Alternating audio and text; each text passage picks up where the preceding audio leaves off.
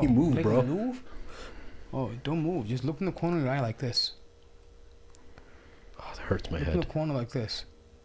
There you go. The blue eyes have to be good for something. Green, not blue. No, it's devilish today, so it's blue. When you're good, it's green. Haven't I told you this before? Green. Like sweet Medina.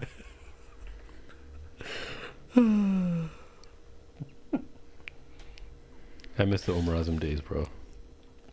The master some seaweed. Stop it. I thought it was okay. We just banter. Assalamu alaikum. Welcome to the Mad Luke's podcast. My name is Sim. Along with me are my co-hosts, Sheikh Amr and Mort.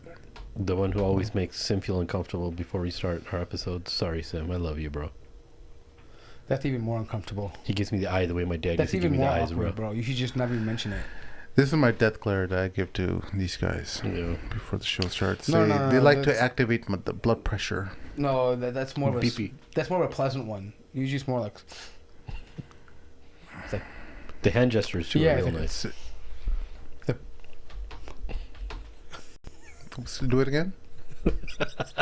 That's what I make internally. That's what I'm like, but I'm always cool as a cucumber. Mashallah, you see this? cool as See this? cucumber. The hands never change.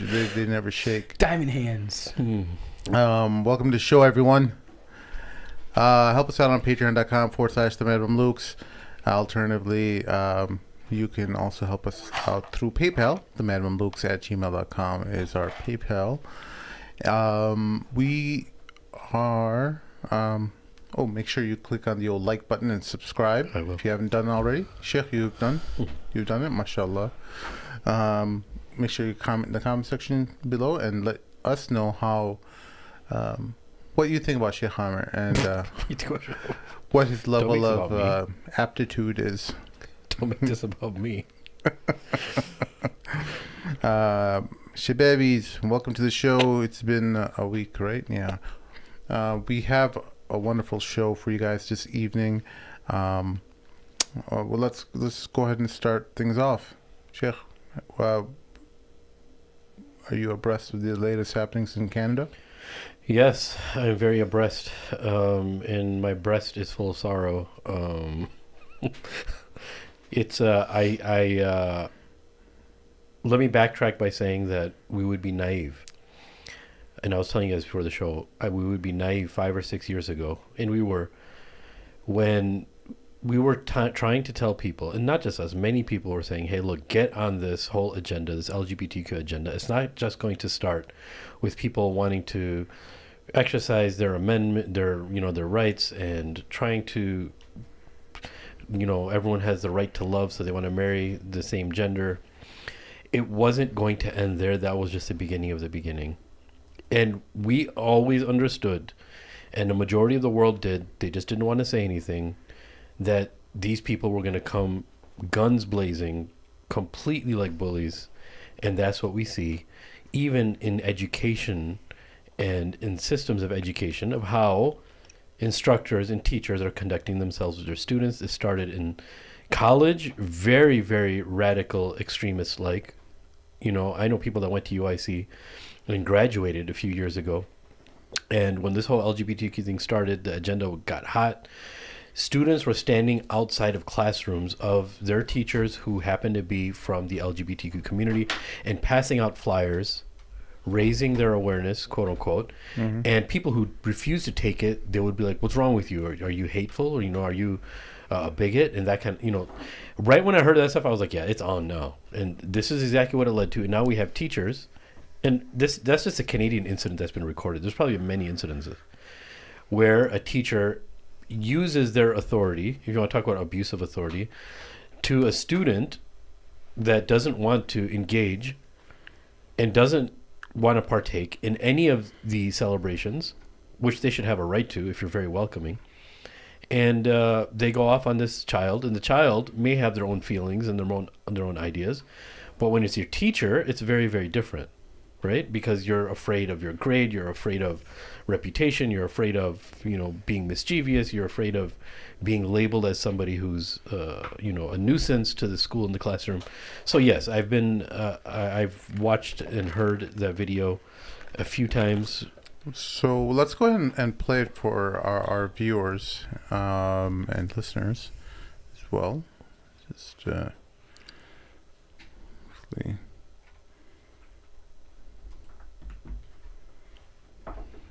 Jeez. Here we go. It's acceptable. Well, I'll tell you, you were out to lunch.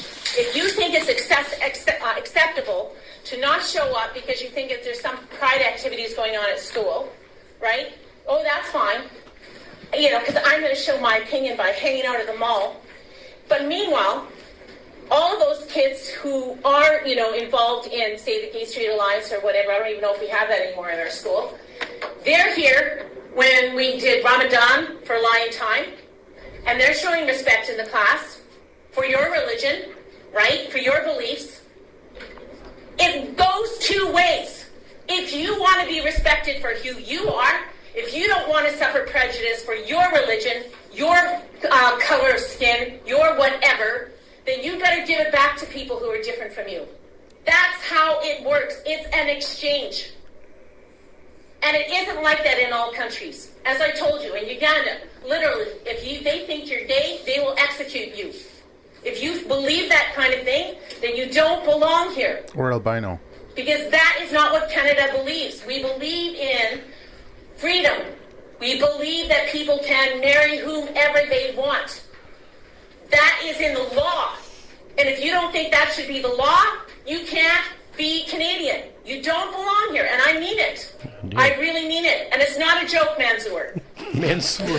I could back and forth. You want it, you got to give it. Mansour's a gangster. Mansour, you're instantly a snowball. It just makes me angry. Sorry, I'm a little worked. Before we get into the critique, can we just talk about how that loud, Karen, shrieking voice is so annoying? Like, I really mean it. You don't belong Nothing here. makes my day-to-day... Sorry. It's I okay. really mean it. I really mean it. Okay, it makes me angry. Like, you're such a whiny person. Yeah. Like, super Karen mode. But listen, aside from that, look, I shouldn't make fun of that. Allah made people's voices the way it is. It's just extra annoying because of content. But let's look at the content. First of all, so many contradictions. Number one, if you believe that you're in Canada and you have freedom to do what you want to do, including being gay, you have the freedom not to be gay. You have the freedom to support gays and not support gays. Yeah. That's part of freedom, right? Freedom doesn't mean you have to champion and rally for everybody. Freedom means that you have the right to express your disappreciation or your dislike or dissatisfaction of something without causing harm to somebody. And in all reality, Mansour, good old Mansour, didn't even say anything from alleged the tape. He just simply didn't show up. She's actually mad that he didn't show up to the event. So this is he was laughing, so she didn't like that he was giggling or whatever. Whatever, giggling what? He's a celebrity in my book. Yeah, but anyways, the point being, though, is that the other thing is that the other contradiction is comparing religion to skin color. Yeah. Skin color is not a choice. And sexuality to religion, yeah. Yeah, sexuality is a choice. Religion is a choice, right? Your skin color is not. That's the bottom line. Then the other apparent manipulation here is that automatically the assumption that if you don't support the LGBTQ agenda, then you somehow want to kill them. Exactly. Evil thinking, bro. It's like you basically based on a presumption. I don't know if this lady read some morning news about Uganda and I don't know, she was outraged by it and she vented her frustration.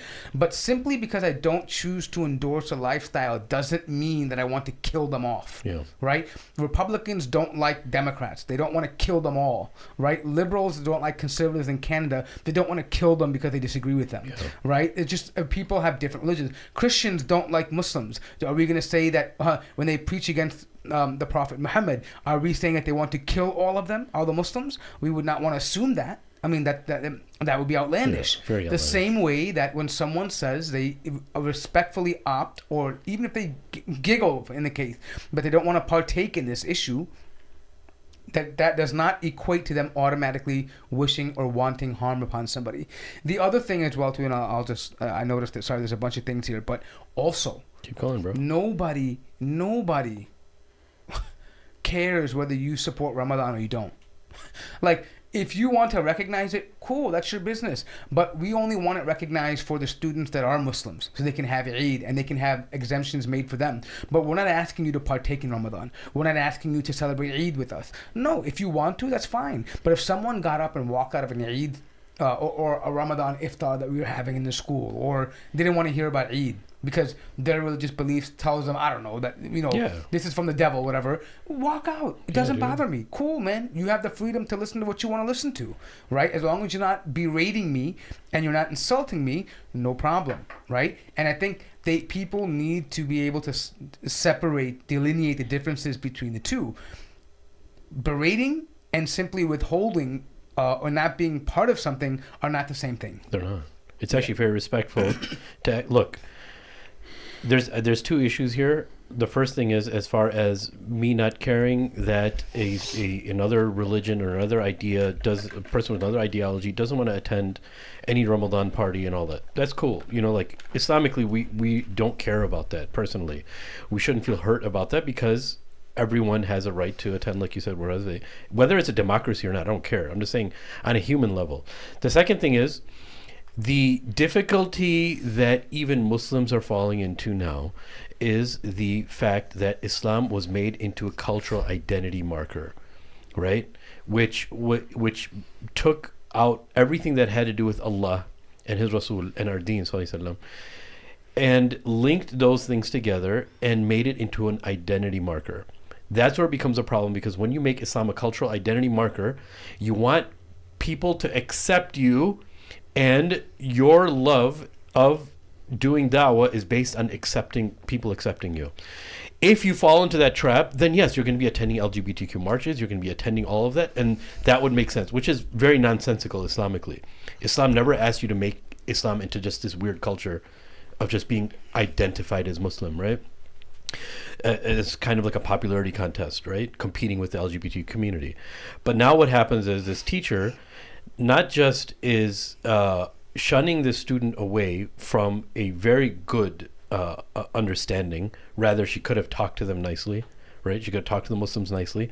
But her being an example as a teacher, dude, children, whether they like it or not, they think of the world of their teachers, right? And when they're put in that spot where the teacher is making major flaws and then berating them and making fun of them and telling them that they don't belong here, that's in essence what she was saying. If you're preaching democracy and this agenda is supposed to be democratic, then she said it works both ways to that child. No, it works both ways for you before it works for him. You know what I'm saying? And it's a very evil agenda, to the point where now we have teachers and school boards, even here in the United States, which are bullying parents, which are bullying the children. Because what she was doing, that's bullying in my book. What she did to that child and the Muslims there, she bullied them, right? I agree. And she's being very oppressive. No, I agree, and that's what my thing was. That is what angered me the most, because they will talk about how imams are full of spiritual abuse and they pigeonhole people into believing certain things, and here you are bullying a child simply because they have a different religious view than you. And the problem with me is that I guarantee you she wouldn't have had that language with an adult. If Mansoor was an adult and was able to, not have to worry about repercussions or grades or whatever it may be in a different power dynamic, and let's say she approached me or someone like Sim or you and said, I would have been like, no, I don't. Yeah. Just like you have the right to say, I have the right to say I don't like it. Yeah, exactly. Right? And I think this kind of bullying tactic, I really believe that maybe not in this particular case, but I believe they are leveraging teachers and learning institutions to try to guilt people and students, and that's a form of bullying because they're guilting them into feeling like, hey, you know, I have to do this. You know, it's the right thing. It's morally the right thing to do, even if I don't like it myself. Yeah. What they're trying to do is say, your morality should be based on what people feel around you. Exactly. And if they're not feeling good, then that means there's something wrong with your moral compass. Yeah. It's never mind what you have as your own moral compass. It's simply the litmus test is the feelings of other people. And in Islam, we don't look at it that way. In any religion, to be honest, to be quite frank, you know, whether it be Jewish or Christian, we have very clear laid out doctrines as to what is allowed and what is not allowed. Yeah, and even if you say something straightforward without sugarcoating, you still do it gracefully, which takes away the malice. If somebody's actually giving you nasiha, whether it's a Muslim or non-Muslim, if a Muslim is giving a Muslim or a non-Muslim nasiha, they do it gracefully so no one can say that they were bullying me when they did it. It was coming from their heart. That's the beautiful thing about being straightforward, but doing it gracefully, right? But Sim, I don't know, do you know, I can't remember what age group, was this a middle school teacher? Was she teaching a middle school class or was this high school? This appears to be... I think it's a high school. Yeah, it looks like a high school. The name was given, and I think they released a statement. I think it was high school, if I remember. They released a statement. The board did. Yeah. And even that statement that they released was a bit odd for me too, because it said, like, first of all, that teacher does not reflect the values of the school, but we are going forward with Pride Week. Like, what does that have to do with us? We're just saying we don't care about the Pride Week. Like, we just want to know that the students. Yeah, and none of the Muslims, students and parents aren't saying don't do it. Yeah, we're not intruding. I mean, we'd like if you don't do it. Of course, but none of them are saying that. The issue is, the statement should be about, hey, we're not going to tolerate teachers bullying students into having certain political and cultural views. It is. Right? And so I don't care whether your Pride Week is still going on. How are you going to guarantee that this doesn't happen again to other students? Yeah. Because right now, the only reason why you're doing something about it is because it was recorded. Yes. If it wasn't recorded, would something Very be good done? observation. Yes, sir. So I don't care about your Pride March. I don't care about it. The LGTV and Transformers, do what you want with them. But the statement should have been about that this teacher was wrong, in the wrong, it doesn't reflect your values, and in the future, we're going to punish, or there will be consequences for teachers that try to bully students into having certain political and cultural views. Yeah. You know, it's funny because this is in June, where most schools in the United States now are closed by the time Pride Month starts in June. But when we were young, we had to go to school in June, like up until the first week of June. Yeah, we still had school. It's so crazy because I believe that if those schedules were still in place, a lot of these incidents would happen more often. Even in the United States and in Canada as well, where some of these people would get deeply offended that people aren't celebrating Pride Month. And that's true. I think many of our community leaders, everyone has to have a conversation with parents and explain to them how to navigate some of these issues, because I think they did the right thing. I think, you know, they didn't have to say anything. I think that would be great if those students did say something against Pride Month. That would be perfectly fine, and where they're vocal about their beliefs towards it. But them skipping school was also another option that they took, and I think that was a perfectly legitimate option. Sure. And that was still not something that was palatable towards the LGBT. Because they want you to be a part of it. You have to be a part of it. Yeah. You have to support it. And Right. that's what, dude, those people are usually very anti-authority, but they're becoming an authority, and they love their authority. No, but that's what we talked about before, right? We mentioned this before, that we've been talking about this for a long time, and we say this is what we're coming down to. Tolerance is no longer what they want. They want allyship. Yes, sir. If you don't ally, either you're with us or you're an enemy. Yeah. You agree with our terms, or you're homophobic and transphobic. There's no middle ground. It's either one or the other. It's either with us or against us. And so before, it was about tolerance. It was like, hey, you know what? You can be tolerant about it, and you know, as long as you accept, tolerate what's happening and don't, you know, whatever, say anything discriminatory against us, fine, right? And I think most Muslims didn't have a problem, because they're not going out there looking for for people of this community and trying to, change any one of them. They don't care. Just don't put it on me.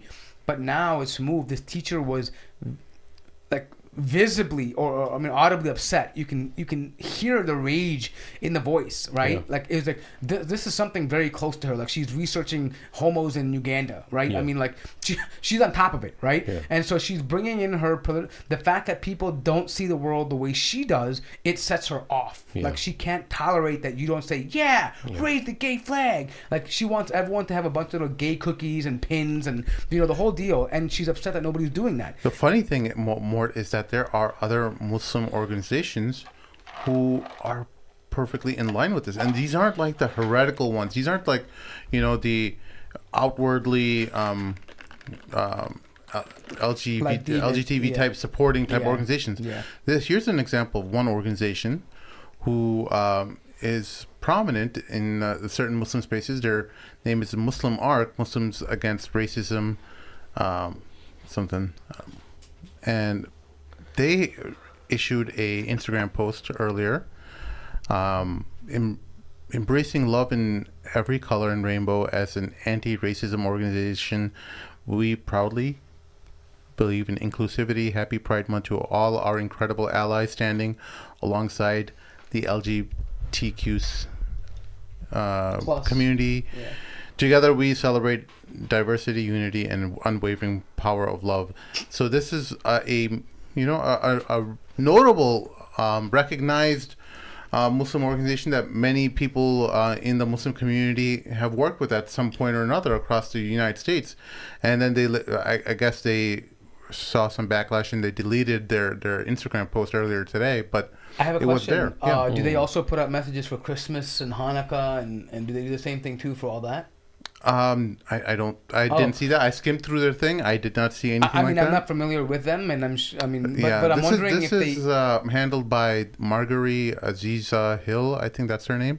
She's the head of this organization, and what the reason why I'm demonstrating, even though they took it down, but there's a level of penetration that's happened from this dialogue or this exchange of allyship that has happened with the left and Muslim organizations that's permeating or is expressing itself through various social media platforms. Maybe someone in the organization saw that and they said, hey, look, we can't handle this kind of backlash among our population or among our audience, and they took it down, or for whatever reason. But it was there, right? It just doesn't get published like that out of nowhere. To your point, like the very fact that someone thought that, even in a remote possibility, that it would be okay to post this on behalf of Muslims, right? Like the audacity to think that like, and here's the thing, like you can't just post that not thinking that, but thinking you're only representing the minority. Whoever posted that really felt like she was representing the majority, or he was representing the majority of Muslims. Like, are you that out of tune from the society and the community that you think, like, in what world would that represent what Muslims feel? It's funny because when, I think 4 years ago, when Jordan Peterson was really getting popular, 4 or 5 years ago, many people were saying, oh, you know what, Peterson's exaggerating all this stuff, because he was trying to say to everyone that, hey, look, this is a dialogue or this kind of penetration that's happened from these certain segments of the community or the activist crowd have permeated the higher echelons of academia. I know people who are academics and they are pressured to put in their pronouns in their email and stuff, because if you don't, you're not part of the crowd, and they're like, you stick out like a sore thumb. Then you're against the grain. You're being argumentative. You end up getting noticed. You end up geting noticed as someone who's not part of the ally. And that has consequences, like real. And I think that's what. And I think what Jordan Peterson was probably trying to highlight at that time is the same thing that many of us were highlighting. Is that that there's a domino effect. There's a reason why people are using this language in verbiage is very important when they talk about laws and mission statements, and that I think people who are familiar with these groups and look into them, they're able to have this foresight that, hey, this is what it's leading to. And people sometimes dismiss this as, oh, this is just your slippery slope argument. That, oh, it's not really that big of a deal. You're just saying hypotheticals. You're just thinking that you're thinking way too outside the box here. Like, it's not going to go that far. And people who have studied movements, who understand the things that are happening, like political movements, they can recognize the telltale, But the points. Did you notice the concerted plan to discredit Jordan Peterson? Never mind. Forget about what happened recently with the Muslims and Israel and stuff. You're talking before. We're talking about 4 years ago. Days. When he was bringing these things up, right? Yeah. He was talking about this stuff, and then you started seeing certain influential Muslims discrediting it. How is that happening? He's a proud boy. He's a right winger. He's a right winger. They showed a picture with him with some Pepe the Frog guy. The white the nationalist. guy with the T-shirt on. Some guy that he took a picture with. All of a sudden he's guilty of being a white nationalist. It was the guy that showed up to his talk and he just took a picture of the fan. Yeah. I mean, so there's a mechanism that they kind of put in place to discredit people who are going against, and influential people in the Muslim community, they have allies or they've had some sort of relationship with some of these liberal figureheads, and they've gotten some kind of talking points, and they get caught up in Jordan Peterson is awful, when he was completely telling or warning everyone against what's actually coming and what's already taking place, because he eventually they put the muzzle on him in his university, the University of Toronto. And to be honest, I think even in that early phase, he was relatively tamed. I mean, it wasn't like he was saying, no, don't read against the LGBTQ. He was just saying, you can't force me to use pronouns. Yeah. Right? And it wasn't even maybe now his stance has changed about the agenda. I think he quickly realized what it was based on the backlash that he got. It kind of pushed him to realize what is actually happening. But I think at that time when he made that statement, it wasn't really about, I'm against the LGBTQ. He wasn't really worried about the morality of people and choices they make. He was simply saying, from a freedom of speech perspective and from safeguarding civil liberties, you cannot force people to use pronouns. Yeah. And then I think from that initial point, there was so much backlash against just stating the obvious, right? That people can't be forced to use language, right? Because now all he was arguing with, if you remember him, was that he was just saying the government can't force people to use language, right? That's a form of because you're taking away freedom of expression, right? And so that was his only point. It had nothing to do with specifically just the LGBTQ. He said in any way, in anything, you can't be forced to make people say certain things, right? That's dictatorial. But I think the visceral reaction that he got from that made him realize that there's a deeper, more sinister agenda here. Yeah. And it came from a certain segment of the population that were pro-LGBTQ and trans. Yeah. They came up the hardest with this, and I think that's when he maybe might have grown in his understanding of what's happening. But you're right, at that time, when that statement was that mild, just about protecting freedom of speech. Yeah. Muslims who are allied or in bed with some of these political figures who are maybe not LGBTQ or transformer themselves, but they're certainly heavily allied with them because they had a certain view of Jordan Peterson. Yeah. Automatically, these Muslim leaders had to align with that. Why? Yeah. Because it's all of us, or one for all for nothing, right? I mean, it was like this mentality, the mob mentality. Yeah. Oh, you're down with it? Okay, well, here's this is you should be down. You should be against it too. We're for it. You should be for it too, because we're all moving together. We're one movement, right? And that's the whole idea. And that's why we went back. I don't know if people heard this earlier in the episodes. We've been saying this time and time again. Muslims don't need to ally with the right or the left. We have our own unique identity. If something on the left is in line with Islam, we can say, yes, we agree with it. And if something on the right is aligned with Islam, we say, yes, we agree with it. Whatever doesn't align with Islam, we can categorically reject it and have no problem If you are secure in your identity, if that can only happen if you are confident enough to say, I'm a Muslim, I have my own moral compass, I have my own objective morality, and I don't fit in with either one of your groups, right? Meaning that we exist outside of this. We're not in your vacuum. I think it's very much worth mentioning. I know we said this a few times, but a different way of saying this, I think, is look, everybody gives lots and lots of importance to education. The importance of education runs very, very deep with all of us. And when the educational sector is very, very much in cahoots with the LGBTQ community and wants to show that they're in full solidarity, there's obviously going to be tensions between whether it's Christians, Jews, and Muslims against this whole agenda. Let's be very clear. Muslims never said, and if Muslims did, we wouldn't disagree with them. If they said, we don't want any of this stuff taught in our schools, that's not actually what I think Muslims are saying.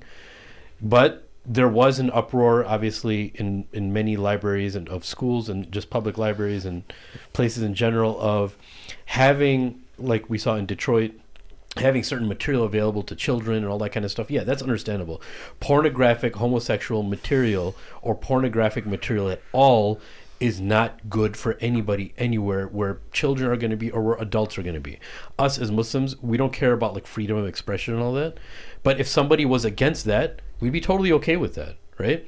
But let's understand what happens in a lot of the Canadian schools, in the Muslim schools, Canadian schools and in American schools, is that if there is a Pride Month and employees that are working with their employer, if there is a Pride Month, they're actually not saying stop what you're doing, even though they have the right to do so as Muslims. That's not what they're saying. They just said we don't want to be a part of this. Them wanting to opt out of this is a very normal and understandable thing, right? But when you think you're completely right and you become a tyrant and you say that, no, you better accept this, because if you're not even okay with it, then you are a very radical person and you're not a refined human being. You're not a fully evolved human being. You're a very hateful human being and you want to kill us, right? So when I was watching the hearing on the Montgomery County, I think that happened yesterday or today, Montgomery County School Board, there were many people that came up to voice against the dilemma that they are facing, which is that Montgomery County is not allowing their students to opt out of LGBTQ classes and material and stuff. This is a very heavy push. And they're not allowing the students to actually opt out, even for religious reasons. Parents aren't allowed to say, you know what, we don't want our students to study this. And I just want you to know how people don't realize, but believers are able to see this. If we take a step back, how much of a ventriloquist shaitan is playing here with these people, right? What they kept on repeating over and over again, the people who were pro LGBTQ material in Montgomery County schools and teaching and not being allowed to be opted out of, is saying, just because your students and your children study this, it doesn't mean they're going to become gay. If they're already gay, yeah, then they're going to gravitate to this. And they kept on saying this, right? Over and over. The people that were on the board, some of them were voicing this, and the people that were in the crowd that were pro this material kept on saying this. And it kept on repeating. I'm like, how many times are, like, how like-minded are you trying to prove that you are? Like, at least try to show some diversity of like how creative you're going to be. But they kept on saying that, right? And the other is that they're going to be harmful or hateful, or someone mentioned something about killing. And one of the brothers, he said something really beautiful. He gave a very simple example. He said, look, this book that I'm holding right here is the Quran, right? He was holding the Furqan Academy version of the translation. And he said, I don't expect a Christian to know everything in this book. I don't expect anyone else to know everything in this book. If they don't know anything in this book, or they don't know it fully, I'm not going to say they're a hateful person, they're out to kill me, right? And just because we're opting our children out of this material, we're going to teach them about it, but we don't want them to be a part of this culture because it's our religious obligation and it's prohibited in our religion. It doesn't mean we're teaching our children just because they don't know what's inside our books, they're going to be hateful and want to kill you, right? I thought that was a very, very simple example because everyone there, it was so charged. The people that were pro of this material in schools, they weren't really bringing anything to the table that was intellectually stimulating. It was all based on feelings and emotion. And then that pissed me off was there were some Muslims there that were pro this. I was like, dude, they had some Muslim guys go that were pro, that were anti, that were not okay with their children attending this, and they were reprimanding the board and giving them nasiha. And then you have Muslims, Trojan horses. Muslims. I was like, dude, come on, girl. This is, and she was like, no, Wait, we're it was very, a very woman? welcome. Yeah, they were Of very course. welcoming. No, there was a dude. There was one dude too, but yeah. And then Was he gay? I probably, but then she started saying, look, Islam is a very welcoming religion where we should encourage our kids. They shouldn't opt out of this. And I'm like, dude, you're falling into this trap. But the ventriloquism is what I'm referring to is a very satanic, demonic order that takes place. So there's a couple things here. Number one, first of all, the argument. There's two main things here, right? First of all, the argument that if you don't study the material about something, Yeah. that you're actually gonna automatically hate it, Yeah. or that you're gonna have some kind of visceral reaction to it, and so you have to study it. Well, the problem with that argument, and I think people need to bring this up, is that logically it does not make sense, and we don't apply it to everything. You're right. If you're gonna apply it to the LGBTQ and transformers, right? Do you apply it to pedophilia? Do you study rape cases? Do you study psychopathic killers in school? Do you have to study exactly why? Because we want to know what's going on here? No, we don't do those things, right? You don't study it because, and you don't say, oh, well, you know what? Don't worry. If your child's not a rapist or if he's not a pedophile, nothing's gonna happen to him. But if he is, then he's gonna have a problem, Yeah. right? No one makes the argument. Yeah. The point that parents are what they're saying is very clearly that at this age we don't feel this is age appropriate material. That's all they're saying. We want to have control over what is being taught to our children, especially since they're not teach. If they were, I can guarantee you this: if there was a full-on double-sided conversation where both sides were presented equally in a classroom about this issue, parents would probably feel a lot less tension. But the fact that you want to just have one side have control and dominate the narrative is the problem, especially when you know that it is a lifestyle choice. It's something that people choose to do, right? And so that's the number one issue. It's a clear contradiction in what they're, in the examples that they're giving. The other one is this: if they're claiming that they want to teach this because they're afraid if they don't teach it, people will be violent and people will die and people they'll have animosity towards other people. It's causing disunity. Well, I would tell them that is the basis of America. Literally, we pride ourselves, if you want to call yourself an American, on the fact that we can have disagreements and we have peaceful transitions of power, of a civil discourse, all of that, while heavily having disagreements. We see this every day between people who are pro-abortionists, anti-abortionists, Republicans, Democrats, segregationists, non-segregationists. We've seen it, war or anti-war, right? We see this all the time. Birth control, no birth control. Literally every aspect, guns, pro-guns, anti-guns.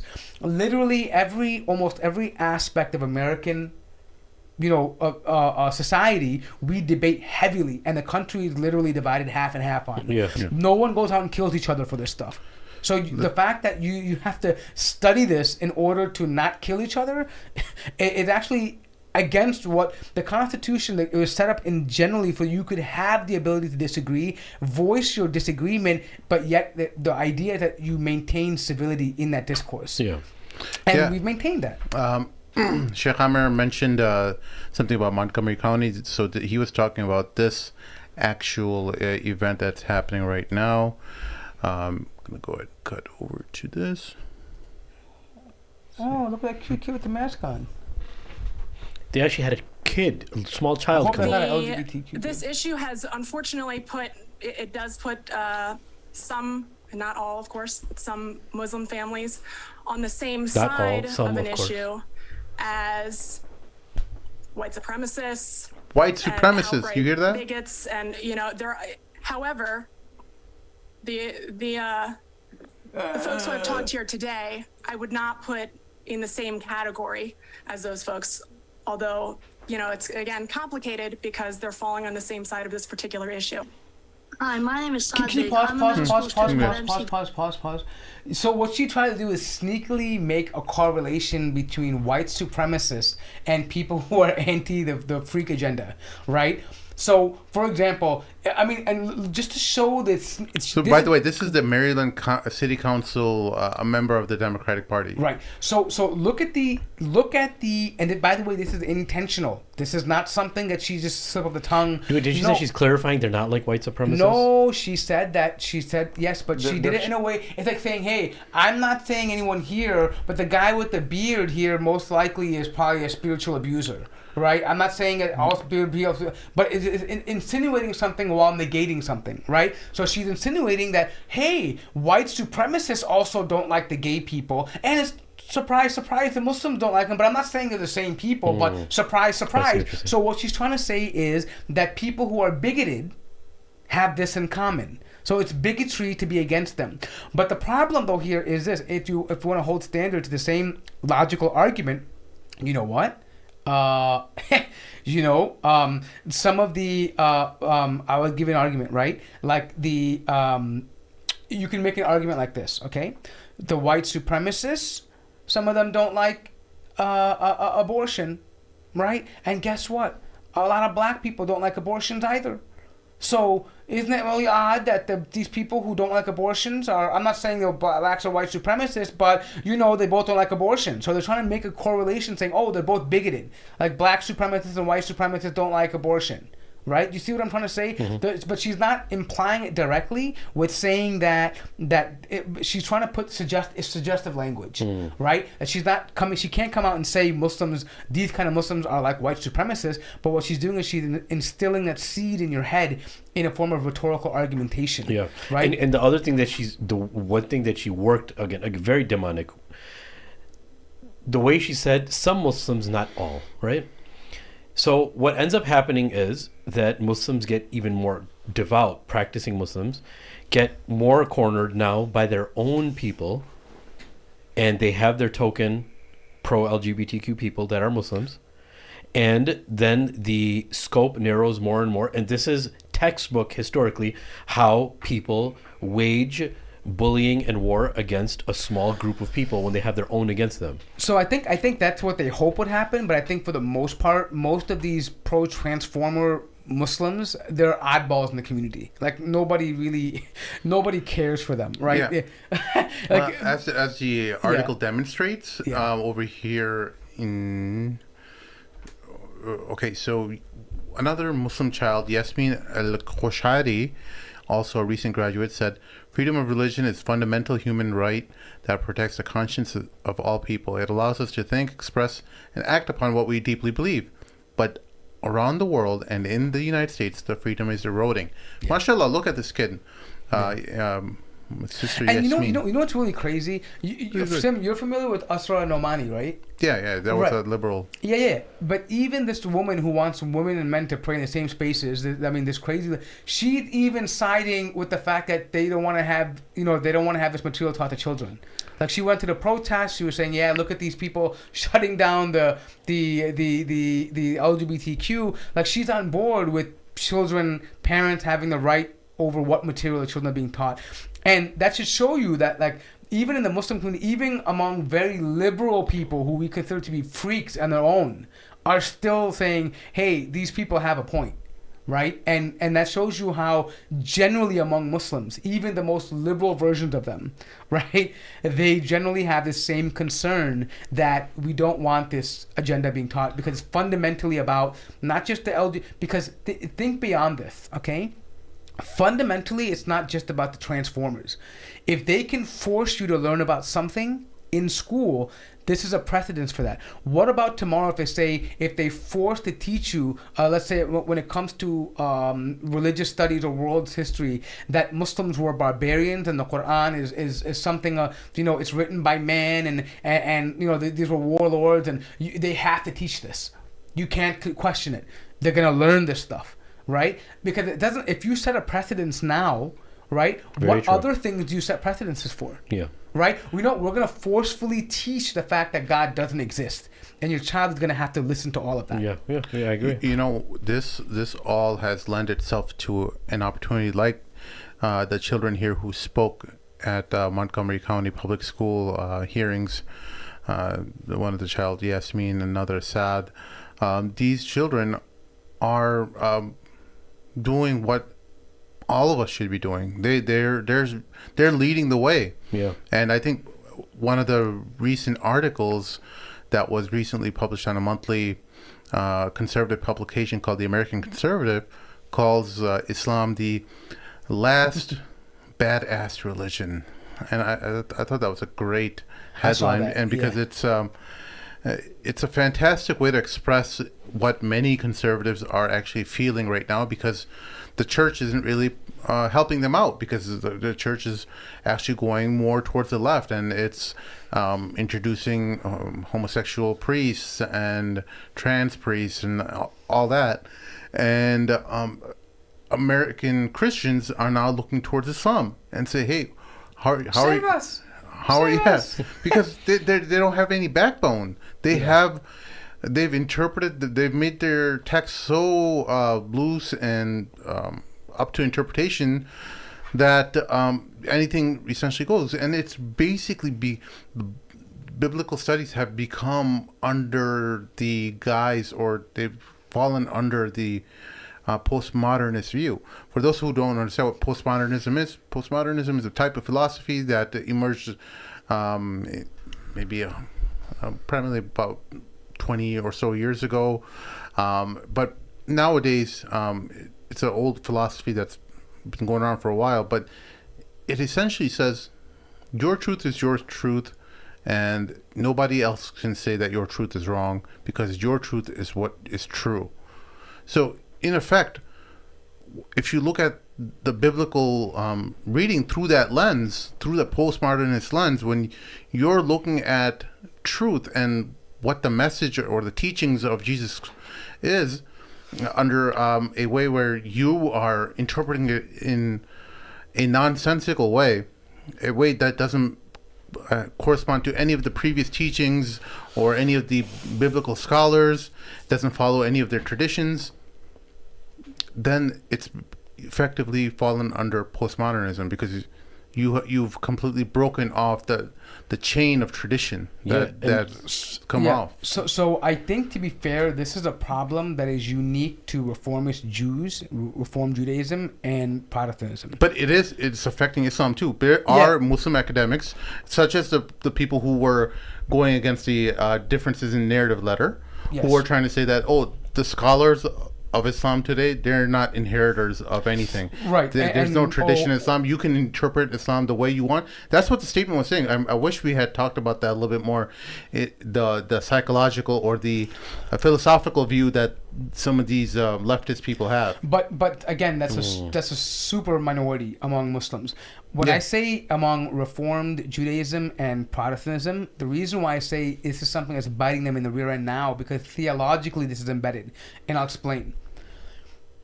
Eastern tradition of Christianity heavily believes in patriarchy and the church fathers and tradition and saints, and they believe that iconography, they believe in all of that, meaning that there's a tradition of well-established religious church fathers that they have to follow. Protestantism, the other group, the Calvinists, they came out, they follow something which is called sola scriptura, which means that it's basically what you would compare it to is the Quran only, right? And so they're Bible only. And so what they believe is that the Spirit guides people.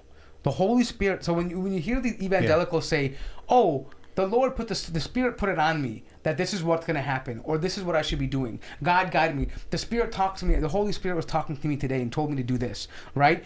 And so when they use this form of thinking, one could come out and say, the Holy Spirit told me that God is love, and He loves everybody, and everyone's accepted in the kingdom of God. Right? And how do you objectively refute that? You can't. If you believe that the Spirit talks to everybody, and there's no church tradition, and the Bible is authority on itself and stands on its own, and the Spirit can talk to everybody, there's no authority. right? And the only authority is the Bible, and then your subjective understanding of the Bible. And Reform Judaism has the same thing. They don't care about what the rabbis say about the Talmud and the Mishnah and the Gemara. They care about what the Torah says. And so they will be given the wisdom to understand. God will give them wisdom to understand the Torah. And so they understand, well, that law was for that time, and it's not really for now. And so people who brought this kind of reformed theological discussion about removing tradition from it, right? We see them now, this is biting them in the rear end. Because all these evangelical Baptists, they can all claim now that they have an authority because God, the Spirit, or God has given it to them, right? And whereas traditional Islam uniquely has largely, in this case, has, I think, unanimously for centuries, even now, even the minority that he's talking about, they don't have any positions in scholarship in Islam. Like, no one looks to them to be like, oh, what's the fatwa? But I think unanimously, Muslims always believe we have a chain of authority. Of course. The Imam just can't come out and say what he wants to say. It has to be backed by tradition, by ahadith, by Quranic verses. There has to be a precedent within Islam for someone to come out and say something. Yeah. And you know, this is nothing new. Like, you're talking about liberalism and postmodernism. Look, these things have always occurred in history. Islam has always dealt with these types of groups and these types of ideologies. They just have a different name now, right? Yeah. So awesome brother that I've been recently working with, his name is Brother Tahsin. He's a specialist in theology, and he brought to my attention something really awesome. Some of the groups, some of the factions that split from Islam, one of them was known as the Indiyah. Indi means like according to me. Yeah. And they were known as the Indiyah. Really? And the Indiyah, they were the first like liberal ever like idea that branched off from Islam, right? And if you look at and if you read, what time period was this? This I think was like 600 years to 800 years after Hijrah, possibly, or something like that. It was probably like 600 years from our time period. So when I was looking up a few things, the arguments are exactly the same. According to me, this doesn't make sense. So we don't really have to deal with it this way. And Allah is Ghafur Rahim, and He's Rahman, and this and that, and He created us with intellect, and our intellect, and it's like a hybrid of something that the Mu'tazila would do, right? If it doesn't make intellectual aql sense to me, then I'm not going. It's not actually what Allah actually means, because. And this is where shaitan comes in with the waswas, right? Yes, because the Mu'tazilites believe that the naql has to make sense of the aql. Yes. If it doesn't, then you reject it. Exactly. It has to occur naturally in the mind. Okay, you have to explain what naql and naql is. Naql means like divine revelation or text, right? And aql is intellect, right? So what they argue is that if the intellect cannot understand the divine revelation, then you have to categorically reject it. Yeah. Because it has to make sense to the intellect. And they start off with saying that if not even just so this is where how things lead into domino effects. It didn't actually start off with categorically reject it. It was like, you know what, you could just leave it. Reinterpret it. Yeah. And not only that, you can just leave it. You don't have, you're not bound by it, but just leave it at that. But nothing is ever just left at that when you leave Islam. Meaning there was no importance. Meaning it wasn't anything significant because the intellect couldn't exactly. grasp it. And then it became categorically rejected. From this, by the way, you have the birth of people who were known as the Batiniya. Like they believe that they had the esoteric understanding of these verses. Everything was ambiguous. You know how in the Quran we have muhkam, which is the clear, and mutashabih, which are the allegorical.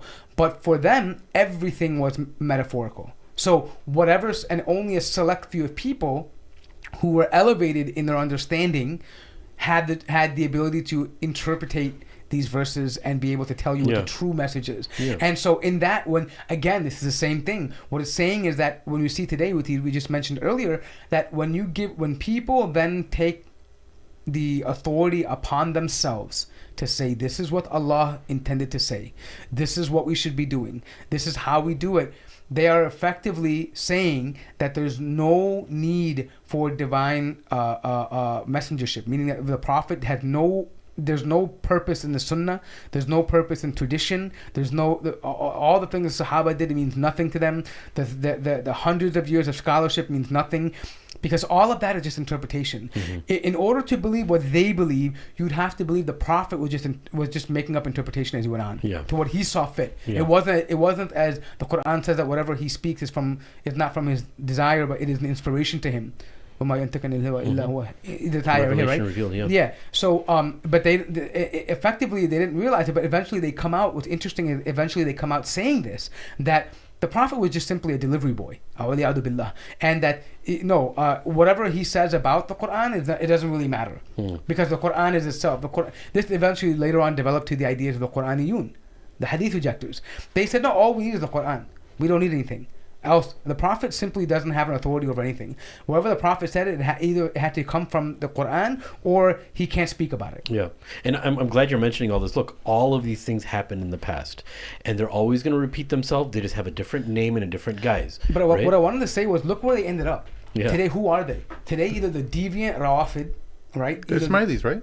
Ismailis are one of them, but even the Shia today, the Shia, the 12ers, have remnants of this. They choose, for them, the 5 pillars is one of them is al-aql, the intellect. It's not, no, don't think they believe in shahadatain and umrah, hajj, zakat, sawm, ramadan. No, these are later. The aql is the first. The wilaya is one. It is aql. There's qiyamah. There is imama. All they have a different understanding. Yeah. But this is an influence of the Mu'tazilites on them, right? So all the deviants, for example, the Ismailis, and even today the Zaydis, the Ithna Ashara, the Alawites. All these deviant, the Baha'is, all these people that have deviancy, that have who have broken apart from the Jama'ah of the Muslims, that people all view as weirdos, they stem from these radical movements, or this departure from traditional scholarship and tradition. Yeah, and that's why today you see the same thing. But Islam. This is what I was going back to earlier. We are in a unique position because Allah made it very clear that Allah and His Messenger you have to obey them, and you have to return back. Even if the people of knowledge differ, they have to return back to Allah and His Messenger. So we have a very strict, it's confined to a tradition that we have, right? Other religions didn't have that. But because of that, we're able to combat and protect ourselves from these deviant groups. These people don't have that. So we're at an advantage. As long as we stick to what we believe in, we're going to be safeguarded from it. Yeah. But they don't have, theologically, they're bankrupt. For us, we have that grounding. Yeah. So that's what the article's basically, at least one of the excerpts here says. That's something I respect about the Muslims in general. They take their faith a lot more seriously than we Christians do. The only forms of Christianity that are going to survive the disillusion now upon us are going to be those that are serious about the faith and incorporate this into disciplined ways of living. What would it mean for Christianity to be badass? Not violent or intimidating or cruel, but serious and countercultural. This is one reason that Orthodox Christianity is so attractive to men. It sets serious challenges in front of you, fasting, prayer, and so forth, and expects you to rise to those challenges. It's not rigidly dogmatic and moralistic, certainly, but it's not sentimental either. It sees Christian life as a pilgrimage towards God, in which we die to ourselves every day. That's not moralistic. That's not moralistic therapeutic deism. That is faith. So it goes on talking about different excerpts from Shadi Hamid's book, Islamic Exceptionalism. And there's awesome other parts of that article that are worth looking at. Check it out if you guys have a chance. It's ironic. It's crazy. I didn't even read the article, but he mentioned exactly what I was saying. The Eastern tradition, they're rooted in scholarship, so they have those traditions. It sets a standard. Other ones, they have no standard. Literally, you can go down now to a church and see God loves all, and the rainbow the flag next to it. You know what? You want to be lesbian? God loves you. You want to be sleeping with prostitutes? God loves you. You know, just say because for them, Jesus. Well, no, it's not even about that. More, I think we should go even deeper than that. It's not even about God loves you or God doesn't love you. It's about disregard whatever the teachings are, and that lifestyle is very welcome here. That's what they're trying to teach the Muslims to do. It's not even what God love you. No. I'm saying for them it's that because their theology is bent. So what they're doing is that here's the thing. Okay, again, this is it's important to understand. I'm mentioning this not because it's something they're attacking the Muslims with. Exactly. The Yes, sir. theological differences that happened, alhamdulillah, Islam was able to repel them. Yeah. But in their case, it became half of their population. Imagine if the Shia became, or the Mu'tazilites remained half of the Muslim population, right? Or the Andiyya, if they became half the population. That's how they are, right? So in this case, when I say God loves you, why is that? Because theologically they say it's by faith alone that you're saved. Meaning that actions don't matter. So what they have irja'. They're murja'. So in a sense, meaning the irja' basically means that it's only what you believe in your heart. Okay, and this is a problem. The scholars spoke about this. There were groups that came out like this and said, "Don't judge anybody," because and this stemmed from a bigger theological or philosophical problem that we don't have free will. Allah controls everything, and we just do what Allah willed we did anyways. They say the irada of Allah is that it's one will, so we don't have actually control over anything. We just do. It's all pre-programmed. So they said that's why you don't judge anybody, because as long as they have faith in their heart, that's what counts. And these Christians who had this view, they never had this view with the intention of being pro-gay. This started very early on. What it was is to circumvent the sharia that Allah put over them. You don't worry about not eating pork. Don't worry about, not keeping the Sabbath. Don't worry about not wearing hijab. Don't worry about not fasting. Because you believe in God and He loves you and you love Him, and that's enough. That's your salvation because Jesus died for you. Right? So what they're doing now is they're trying to tell the Muslims that they think that the Muslims will also be receptive to that because the message sounds nice. But alhamdulillah, the Muslims, for the most part, our theology is different. It's based on work. It's based on iman. We know that no one will get to Jannah without the mercy of Allah, but it requires you to do work. Right? No, but even that little snippet, I'm going to come back to when she said, some Muslims, not all Muslims, right? Not only does that type of language, and she just speaking her mind, she's right. There's some Muslims that were there on that panel that were pro the agenda and that were not for the agenda, right? But what that does is that makes Muslims even understand, look, it's not that she's being malicious or malevolent. Muslims, you have to understand, brothers and sisters, at the end of this, don't be surprised if people who are not okay with this are going to be the extreme minority in our societies, because that's something we have to expect. Hopefully it doesn't happen, but it's very possible. People like you and I that are talking about these things, we can be one of every 10 Muslims. We don't know that, right? So one of the polls, I can't remember what it was. The name of the poll was that Muslims in support of LGBTQ lifestyle and their rights and everything included and are willing to be allies surpass the numbers percentage-wise of Muslims in the United States and Canada compared to evangelical Christians, right? Muslims are more in support. So when we say that Islam is the last religion standing, what it means is it's the religion that has the system and principles set up, which it operates out of to take care of this issue and stand up to it appropriately and not fall on a principle level of a religion. Will Muslims fall? Individuals? Of course they will. We see it. I mean, Allah's displaying that for us right now, that there's people amongst you that claim that they're Muslim. They're pro all of this. Right? They're pro all of this. And so when we say that Muslims are not susceptible to falling, Islam's not susceptible to fall, but Muslims will. And some of the people that you love very, very dearly are going to be pro LGBTQ lifestyle because they're a part of this bandwagon of democracy and extreme right or extreme left or just on the left, because that's the cultural identity marker that helped Islam flourish to them, being under the guise of the Democrats. So they have to follow everything through with the Democrats, and whatever their gang chooses, if you're against it, they're going to be against you. It's inevitable. It's going to happen. And it's not a means of panicking. It doesn't mean you have to panic or be alarmed. Just know that it's the way that Muslims have always been in this world, people who hold on to the deen. When you mentioned all those sects and those groups, what do you think the wisdom of Muhammad saying is that you're going to break up into this many sects, 70 some sects, right? And there's only be one group that's going to be successful. Every single one of these groups that happened after the generation of the Sahaba that started forming, right? After the generation of the Sahaba and the Tabi'een, every single one of them is not new to all these sects and groups that are here right now. Every single one of them still exists. They just have a different name.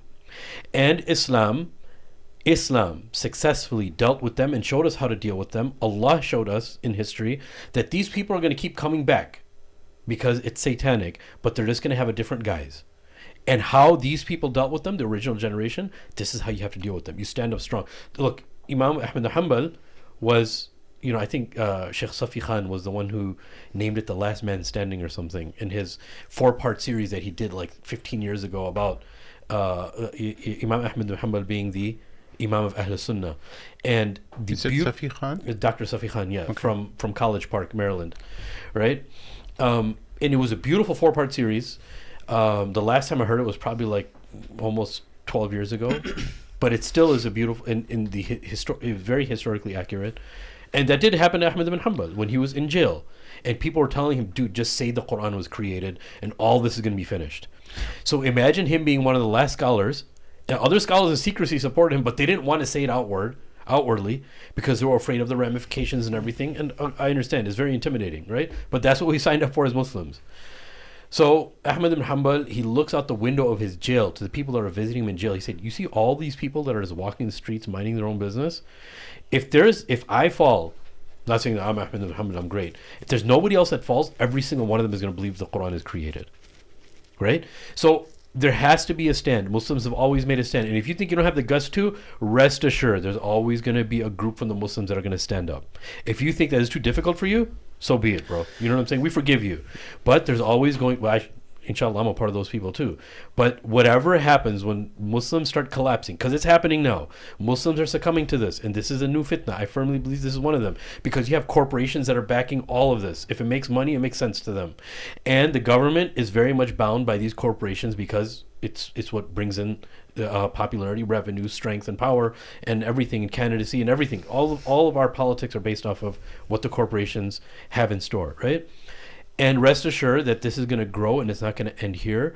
I believe that parents are very, very much going to be targeted by the LGBT community who claim to be peaceful. They will attack Muslims. There are going to be people that are from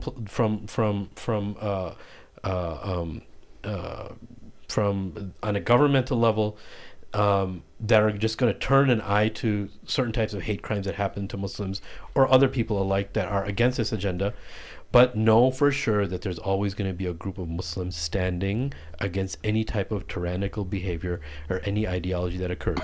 You know what I'm saying? So that's all I gotta say. I mean, people need to realize too, when we say Imam of Ahl Sunnah, there's a reason why they attribute that to Imam Ahmad bin Hanbal, rahimahullah, because had it not been for his stance and the works he put out to refute those that were against him and pressuring him,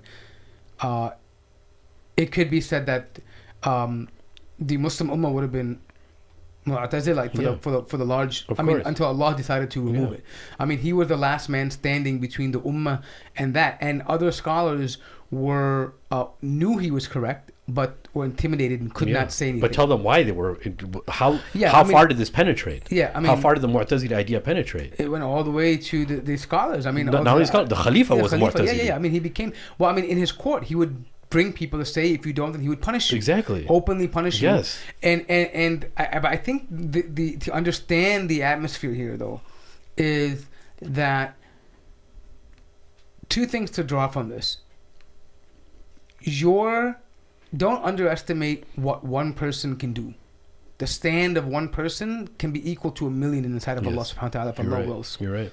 Number two is that you have to understand that when we're confronted with things like this, right, it will bring you back to the hadith that Islam started as something strange and it will end as something strange.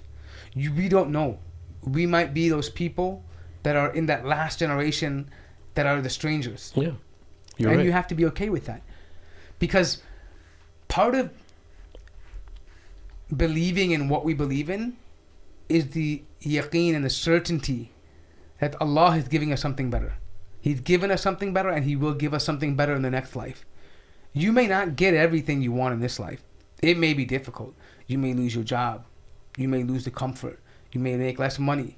You may not get married easy, right? You may not be able to Maybe put your become children, homeless, bro. Yeah, you may Maybe not end put up in children jail. in the best schools, right? Because I mean, forget jail and dying. These are very. I mean, it can happen, but I'm saying even the little discomforts that you don't want to give up. For example, I want to send my kid to that school. It's a really top-rated school. But are you willing to make sure? Are you willing to sacrifice maybe their akhirah, that they may have to be forced to learn about this? Or are you willing to make that sacrifice and trust Allah that no matter where he goes, Allah will write for him what is written for him, or that child. Yeah. And Allah will give something better if you... Where is the yaqeen in that? And that's where that yaqeen and that belief, that absolute certainty, that whatever Allah and His Messenger command you to do, there's goodness in it. Yeah. And you know, another thing is that about just difficulty and hardship of standing in the face of something that is either oppressive or something that's outright haram is, look, let's just keep talking about Ahmed ibn Hanbal because his story is beautiful, right? When he's being sentenced to death, he's being carried in shackles and he has to walk. And Ma'mun al-Rashid, who was the Khalifa then, right? And someone could say, look, he was the Khalifa and he's known in history. Of course he was notable. Ma'mun al-Rashid had a weakness like any other human being had weakness. He was he used to gravitate to very mystical and philosophical things. He had an itch inside of him that was very intrigued by that. So when the Mu'tazila used to debate in front of him and used to teach him and discuss these things with him, he was very intrigued by it. But then by the time the khalq of the Quran, the creation of the Quran idea came in, he was already too invested. Right? But there was still something about him that wasn't easy about it, as some historical individuals said. But he built it up so much he had to support it now. Right? And that's why it became problematic. It became part of his identity. It became part of his identity. Thank you. Right? And what ended up happening is that he had sentenced Ahmed ibn Hanbal to jail, and he wanted Ahmed ibn Hanbal to be executed near the palace. While Ahmed ibn Hanbal is being escorted, there's a lady that comes to him and says, have sabr. Have sabr. The old lady. He says, I've never seen her in my life. And when the guards bring him, imagine him being shackled, like how he has to walk in the heat with his ankles and his wrists shackled. The guards are taking him.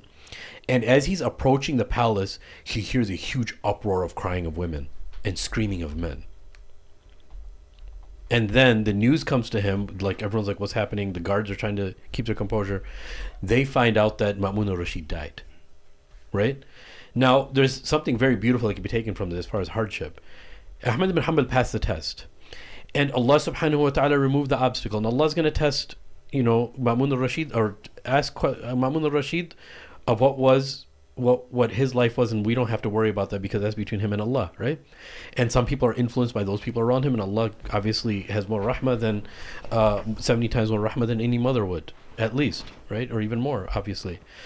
But the thing here is that even if you're the last person standing, there's many things and karamat and miraculous type things that happen to people in the face of patience. And it also happens to us on a regular basis. We just don't have our eyes open. How many times did you think something was going to go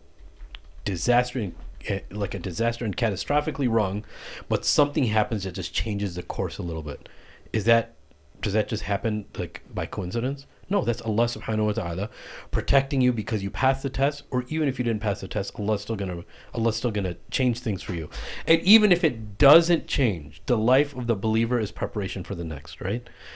No one should think, oh my God, I'm going through all of this hardship and difficulty because I'm holding on to my Islam and nothing has changed for me. Right? There's many issues with that, and obviously we can discuss that in great detail, and it branches off to many things to discuss and how to deal with that. But one of them is obviously Allah subhanahu wa ta'ala wants so much great for you for this test that you did. Any reward in this world doesn't suffice for the amount that Allah loves what you did, so He's saving it for you for the akhirah, right? And we have to have firm belief in this. No matter what the opposition says to us, we're in this point now where the opposition is going to tell us that we're barbaric. The opposition is going to tell us that we're bloodthirsty. The opposition is going to tell us that we're hateful and we want to commit all types of crimes to these people. But in reality, we're just saying what Allah wants us to say. That's it. You know what they would do is, they would say, do you really think God's gonna punish people just for a choice of who they love? That's a common Yes. talking Very point. common, yeah. They've been saying that quite often. Where did you hear that last? Do you know how much remember. reading this guy does? No, I'm trying to remember which article. Last time you heard it. Because I heard it recently. I heard it as well. so many times. It's just it's a go-to sticking point to people who do you really believe in such an unloving God that he would punish someone just for a difference of who he loves? Someone on Twitter. The last 10 people I've ever heard this was from Muslims, unfortunately. Yeah, and you know who it was? It was Michael, the Jordan. No, I'm sorry, not the basketball guy. He's an author. Michael something. Michael Crichton? Michael Crichton? No, man. He's Michael Crichton's dead. Oh, he is. Yeah. Bro, come on. Let's try to be sensitive about that. He's one of my favorite authors. Don't say Allah yarhamu. But listen, no, but I mean, it is a talking point that is constantly being parroted, right? Yeah. And so there's what the danger behind Michael Muhammad Knight. Oh, that guy. He recently tweeted that same. But it's a very common thing. Like, I don't believe in your version of Islam because the Allah that I know is loving and merciful, right? And it's this thing that. There's numerous problems with this statement, but before we get to that, I just want to say, but it's the guilt tripping they do, and for someone in our age group, it doesn't have that much of an effect. We're like, yeah, cool. Yeah, I totally believe Allah would punish people. Look at the story of Noah. Look at the story of... we know that stuff, right? But for a young child who is trying to rectify this culture and Islam and find their place in belief and solidify what they actually believe, this could be a very confusing moment. No, confusing moment for the child. Yeah. We were taught Allah is... He's Ar-Rahman Ar-Rahim. Like, why would... people don't mean to do this stuff. Yeah. It's using feelings to override the intellect. Yeah. So, Allah has to love them. Allah is merciful. He loves you more than he loves your mother. Right? And so, it appeals to the same... The problem of it is that it's the same way that people who try to exaggerate about the Prophet do as well too. In any way. For example, exaggerate about his desire to go to jihad, or desire to be close to Allah, or desire in his zuhud, right? You can take any aspect of the Prophet's life and make him appear to be only that type of individual, and you forget about the rest of his character. Yeah. That's why we say, for example, ana nabiyul rahma wa ana nabiyul malhama, right? I love that because it brings the duality that the Quran does too about other things, right? Yes, sir. There's one and two. There's here and there's the opposite, right? And the same thing, with the same trap they do there with the personhood of the Prophet, they're doing with Allah. They're ignoring that he is Shadidul Iqab, like he is Shadidul Iqab, and that he can bring punishment, and he's the most severe of punishment. No one can escape that. There's no mercy from his punishment if he decides it, right? If he wills it and he's decided on it, then that's his. Nothing can undo this. Right? And likewise, if he wills to forgive you, nothing can undo that. No punishment can come to you. But they totally ignore that, and they choose, it's like willful ignorance, to only focus on one side. And what I'm saying is the child may not know that he's doing that, but the one who's presenting the argument understands that he's doing that. Using and feelings. It's manipulation. Yep. And so obviously it's problematic in many ways, because we know Allah makes it clear about who he loves in the Quran and what he dislikes and what he hates. We know that. If someone were to take the Quran in proper context, that's an outlandish statement. However, but my problem, and the reason why I'm mentioning this, was that they're trying to emotionally blackmail young children into holding these positions, either by saying, you really think that way of God? Like God, who's the most loving, you really think he'd be that petty about who you love? And the other way is that God doesn't exist. What are you talking about? There's no punishment. What are you talking about? We're all just, we come from single cell organisms, right? You can say that like about, well, why does God care about zina? Yeah. Why does God care about... You say about everything. You can say that about everything. Why you eat pork? Well, you think God would actually send you to hell for... It's just a pink little animal that's so cute. Pink fuzzy cutie. Yeah. He's just a big little cute little pig. We have a What's friend... wrong with eating that? Yeah. We do have a friend who's really... He loves pigs. He's very intrigued by pigs, yes. But guys, check this out. What I'm saying is, what Tim is right, but the problem is, I just want to make this point, is that they actually do that. They begin to reinterpret ayat of alcohol. What is drinking? Or can you get high? What's the big deal? That's not that. And they even go a further step. They say then here's the biggest problem with it, and I'll let you go right after this to make the point, Sheikh. But the thing is, I think the biggest problem though is that when you make statements like that, it is a form of arrogance. Yeah. That you are speaking on behalf of Allah subhanahu wa ta'ala. Allah subhanahu wa ta'ala, the king of all kings, the one with all the authority, the one who answers to nobody, the one who commands authority, the one who commands obedience. You are speaking on his behalf, and that there has to be a degree of arrogance to feel comfortable exactly and say Allah intends to say this. Exactly. Right? And that's the bigger problem. And this is why they go on to say, well, that law doesn't really apply to today, right? Use your intellect. Yeah. Right? What does that really mean at the bottom core of it? That my intellect is superior to revelation. Yeah. But even when you talk about arrogance, look how arrogant this is. Look, the beautiful thing about Islam is that we have our own definition and paradigm for even every single word. The word love, right? They're saying that if God is loving, why would he do something like that, right? That statement is coming from a paradigm of making people think what you consider to be love, that's what Allah considers love first and foremost, right? And this is where atheists actually trip up, and they actually make a huge mistake. Is atheism is very much, especially New Age atheism, is very much dependent on Christianity, because they took the idea of love, of what Christians understood, latter Christians understood to be love and mercy, and they equated that to godlessness because there are natural disasters and there is bloodshed, and if there's bloodshed here, there's natural disasters here, innocent children, women, men, everybody's dying, then there can't be God, because this is not love and this is not mercy. Right? As Muslims, we have a completely different understanding of what love is. And ours is much greater, our understanding of what love is, of what Allah says, because it's what Allah considers to be love. The emotional blackmailing here is very, very evil. I know I keep saying this. It's very, very satanic. Why do I say it's satanic?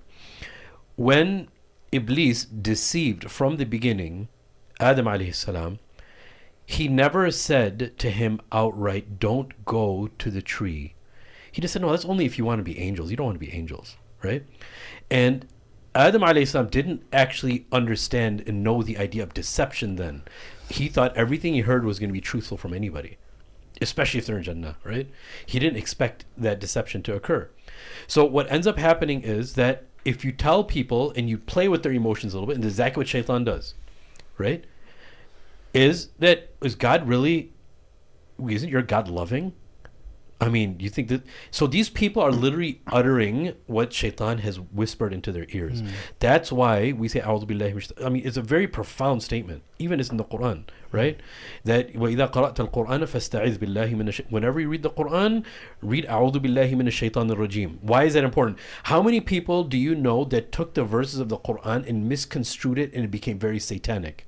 Right? Because they didn't fully understand. فَاسْتَعِذْ بِاللَّهِ مِنَ الشَّيْطَانِ. I have to read this with the lens of how Allah is talking to me about this, not how shaitan is talking to me about this in the Quran. Hence, you have all these people using the verses of the Quran for this LGBTQ agenda. You have people using the verses of the Quran, like back then, like the Mu'tazila did for the creation of the Quran, and all of that. So the reason I'm mentioning all this is our understanding of love is not just because a calamity befalls somebody, that it doesn't mean that it means that Allah doesn't love you. That's not our concept of love. Our concept of love is we love what Allah loves, and we hate what Allah hates. Because I'm saying hate, people think it's a strong word. The hadith of Rasulullah is al-hubbu lillahi wal-bughdu lillah. Al-hub, love is for the sake of Allah, meaning everything that Allah considers that we have to love, we love it. And people will say, you're robots. Yes, for the sake of Allah. If it's Allah commanding us, yes, we're robots for Allah. That's what makes you happy. If you want to call us robots, yes, for Allah, we're robots, right? That's the first level of it, that whatever Allah tells us to love, that we love. And whatever Allah tells us to hate, that's what we hate.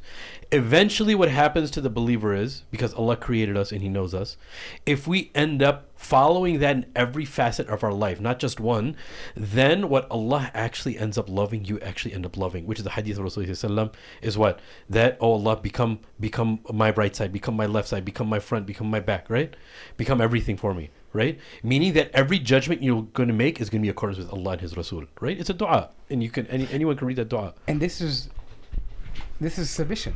It's full submission. This is when... That's what love is. And if you think about it, even just, I want to, because I think maybe some people might have not understood, but when you say robot, the idea is that, like, you know when they say fools are in love and they do whatever? Only fools rush in. Yeah, whatever it is, right? Like, you know, you're foolish when you're in love, right? Yeah. It's true. And you do whatever that person wants to do. Of course. And you dislike illogical and irrational. It doesn't matter. Yeah. Even things that you like and they begin to dislike, you start leaving it. You're like, oh, it's not that good anyways. We've all done it. Right? And then even when what they really like, even though you never really liked it, like, oh, it's not that bad. It's pretty good. Oh, yeah. And then you begin to love it. Right? This is what we're talking about when we say for the sake of Allah subhanahu wa ta'ala. That love should be there for your creator.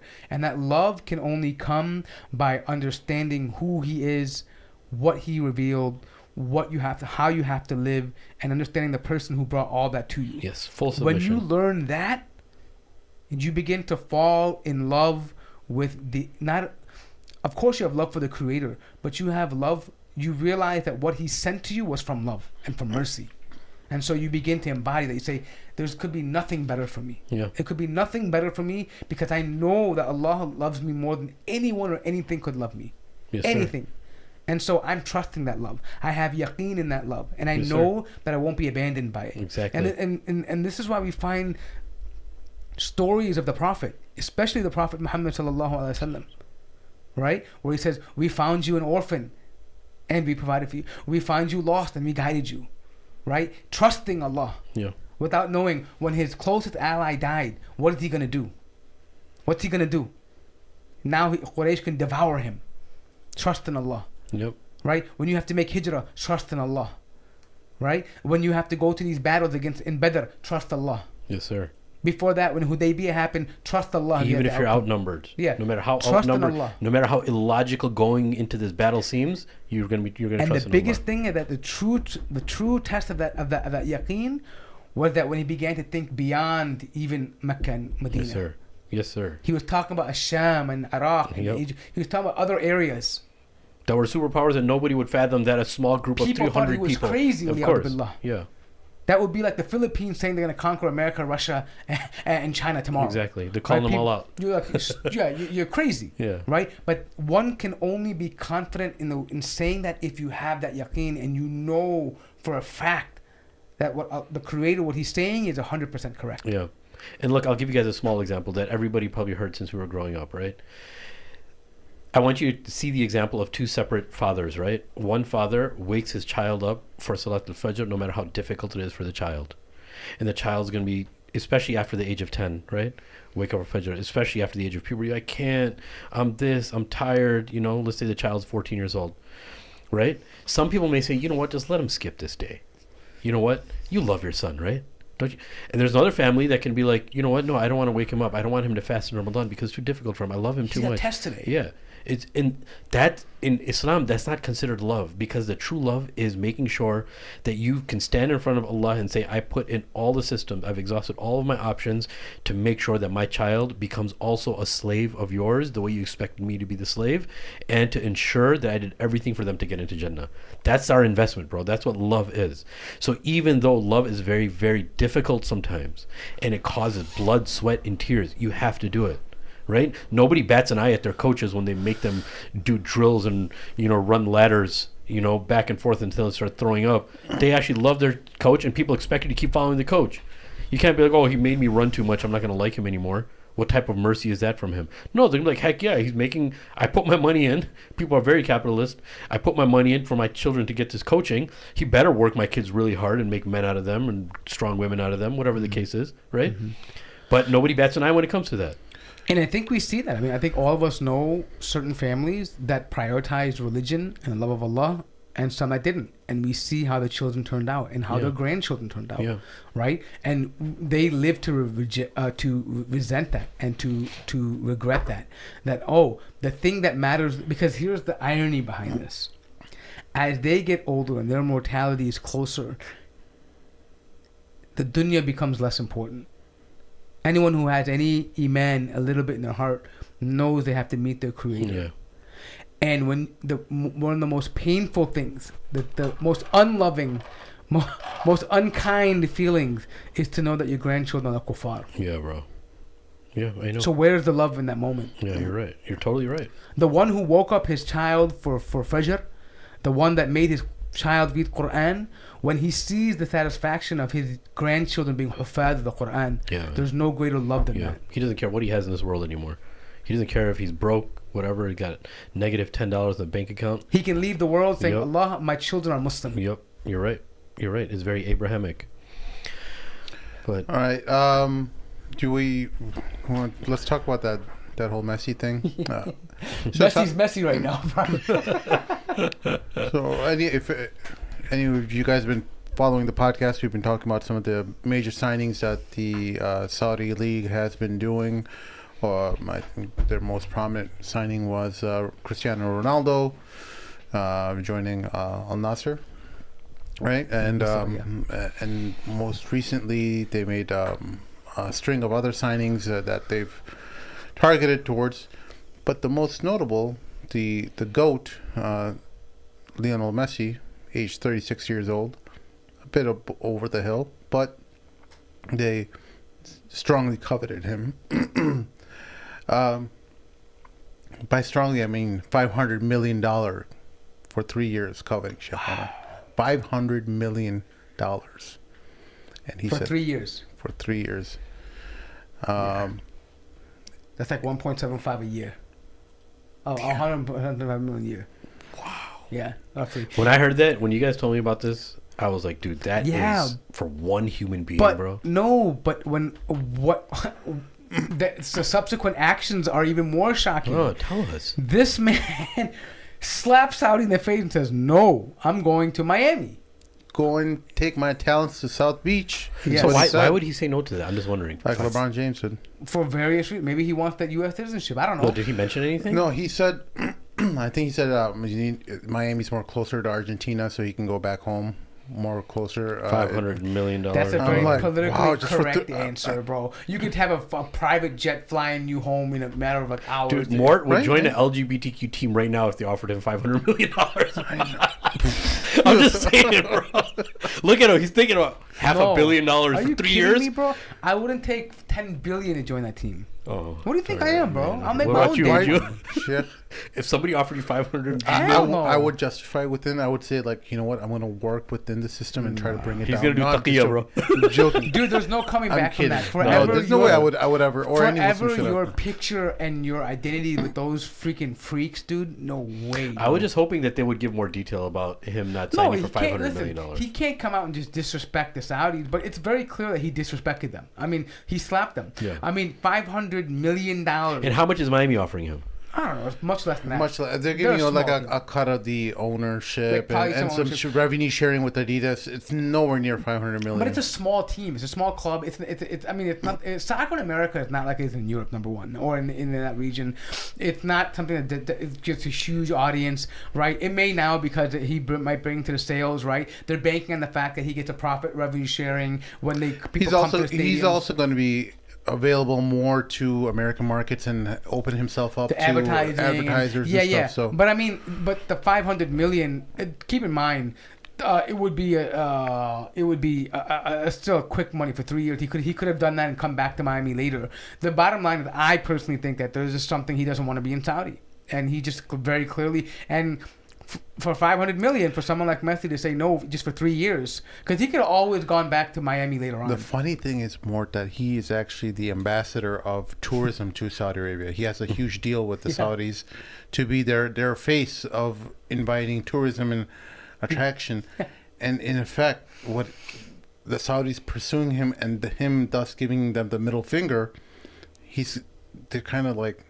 Now they look stupid because it's like Saudi's cool, but not that cool. I don't want to live there. I don't want to live there. Are they still going to be using his face for? Probably not. Well, they have a contract with them. Who knows if they can terminate it? But they probably still will. I think they should. They need it.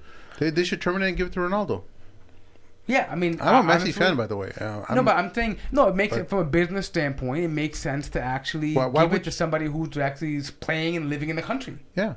What team is Ibrahimovic again? I forgot. He's gone. He just retired, actually. Oh, he did? He came back. He's 40 years old. I didn't know that. Yeah. I didn't know that. But yeah, I mean, look, I don't know what the inner workings are, but at least from the surface level, it appears that Messi just said a big F you to Saudi Arabia. Screw you. Hey, freedom. Yeah. Democracy. He can do whatever he wants. Hell yeah. No one should feel bad about it. I mean, it's a topic we talked about in previous episodes. Saudi Arabia is trying to create or make a lot of big signings and attract a lot of the big name players towards their league and establish their league as one of the premier leagues in the world, right? And they want to make it show that, like, okay, well, we get 10 of the best or good football players in the world. Will attract many more other players to start playing in our league.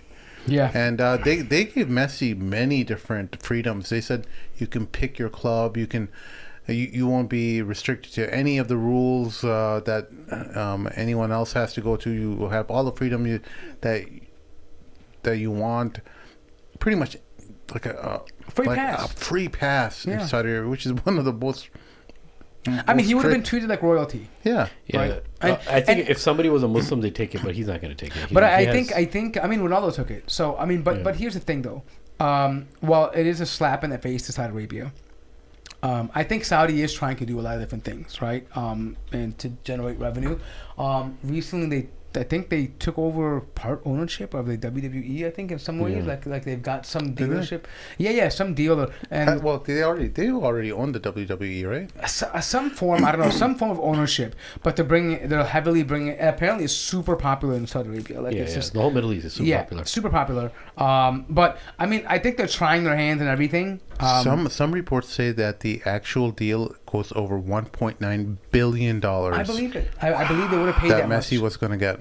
Yeah. 1.9 billion. Because don't forget, it wouldn't even if they brought him to spend the money, but the amount of they look at it like a rate of return. Like if he's the face and ambassador of this tourism, plus other Gulf countries and local Muslim will come and see him play in the country, it boosts tourism, right? Like for example, and to be honest, I think they're trying to bring people like him there because Benzema just also signed as well. Yeah, but I'm saying I think Benzema. they probably also have a vision in the future that they think, hey, if Qatar could have hosted the World Cup, we might make a bid for it too, right? And if they can do it, then we might be able to pull it off too. And that's probably what they're trying to align with, right, in the future. Like Benzema is from Morocco? He's French. Yeah. Okay. He plays Originally, he's Moroccan, right?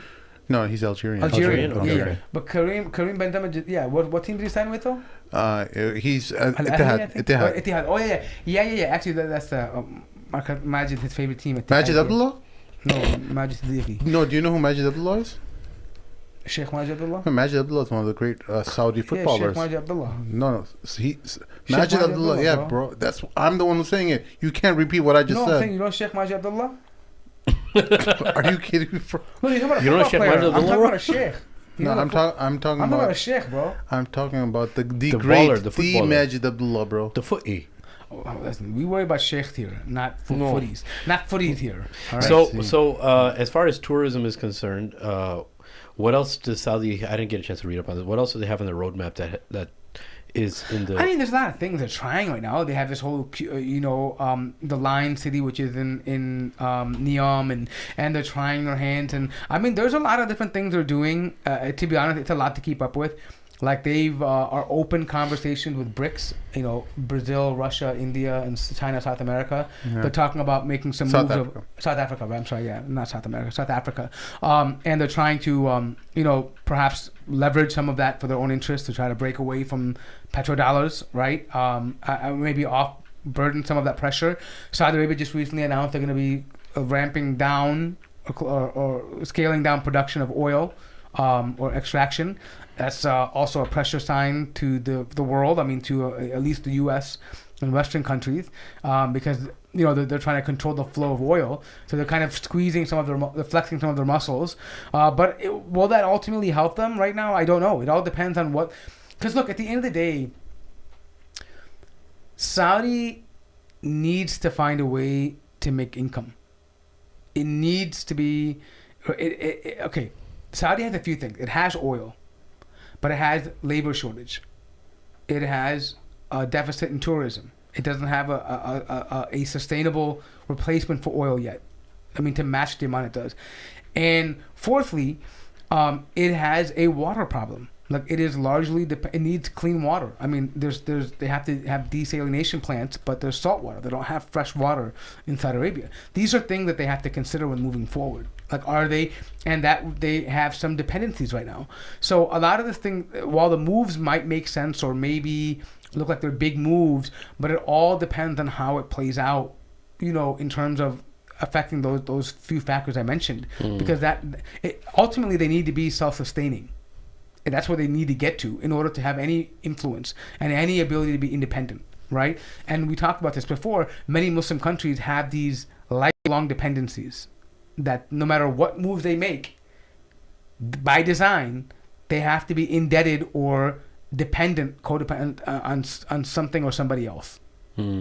So all those play factors. So, I mean, they're trying, but who knows? I mean, you never know. That's insane. They have 33 desalination plants in the kingdom. It's still not enough. It's nowhere near. The Americans have 1,400. Yeah. That's insane. Yeah. I mean, the process is not super efficient, right? So it takes a long time to do too. So this is a long-term problem. Like, it's not just, they're going to have like different technologies. Like, there's ways to capture air from the humidity and make water. Like, there's different technologies now they're trying to explore, but it's a problem. Like, we call it water wars, right? This is, even in America, this is something we worry about. There will be water wars like out west, right? Where they don't have access. Like, right now in the Midwest, we're good because we have a lot of fresh water, right? But places like down south or on the West Coast, they don't have access to the fresh water we do. There's constant droughts in California and places like that. They have to use a timer for when they can use their water. Yeah, and a lot of these desalination plants run off of diesel energy, and they very pollute. They pollute the environment. I mean, there is this nuclear power desalination plant that they could use, but it's a lot more expensive, and you have to have upkeep is very expensive because to maintain a nuclear plant, there's so many risk hazards and upkeep you have to do, and then you have to bring in water. I mean, just like Fukushima, right? I mean, like, these things can happen, right? Meltdown, like Chernobyl. Imagine happening in the middle of California or nearby. It would just devastate the American economy, right? I mean, it would be totally crazy, right? So these things are real issues, right, that are happening. And by the way, since you mentioned that, it's funny, there was an article that came out recently about how everyone's making this push for, like, by 2030 there's going to be no more gasoline cars, right? Yeah. But they talk about how creating these batteries is actually like way more harmful for the environment. Yeah. Like, the process of creating these batteries and all that stuff, it's so much more harmful. Like, to the point where some estimates 60% more harmful. Jeez. So what are they saying? Well, I don't think the carbon emissions are they're saying the process of creating it to initially make these batteries, yes. Oh, like, the carbon emissions? These factories that produce, how are they doing it? Are they solar run? I mean... Yeah. Well, did you hear about this new method of collecting energy? Which one? It's recently discovered. Hang on 1 second, let me pull it up.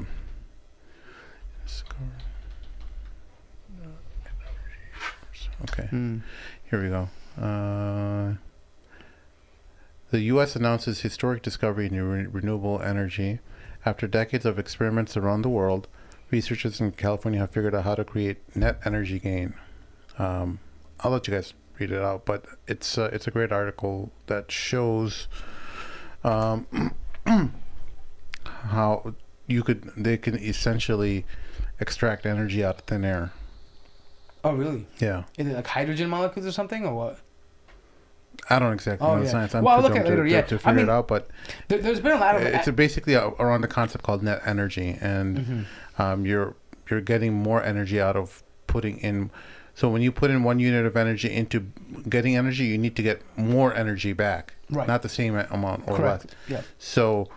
It's on a molecular level, right? Yeah. If you're able to get more energy, that's what they've been trying to get. This concept around net energy.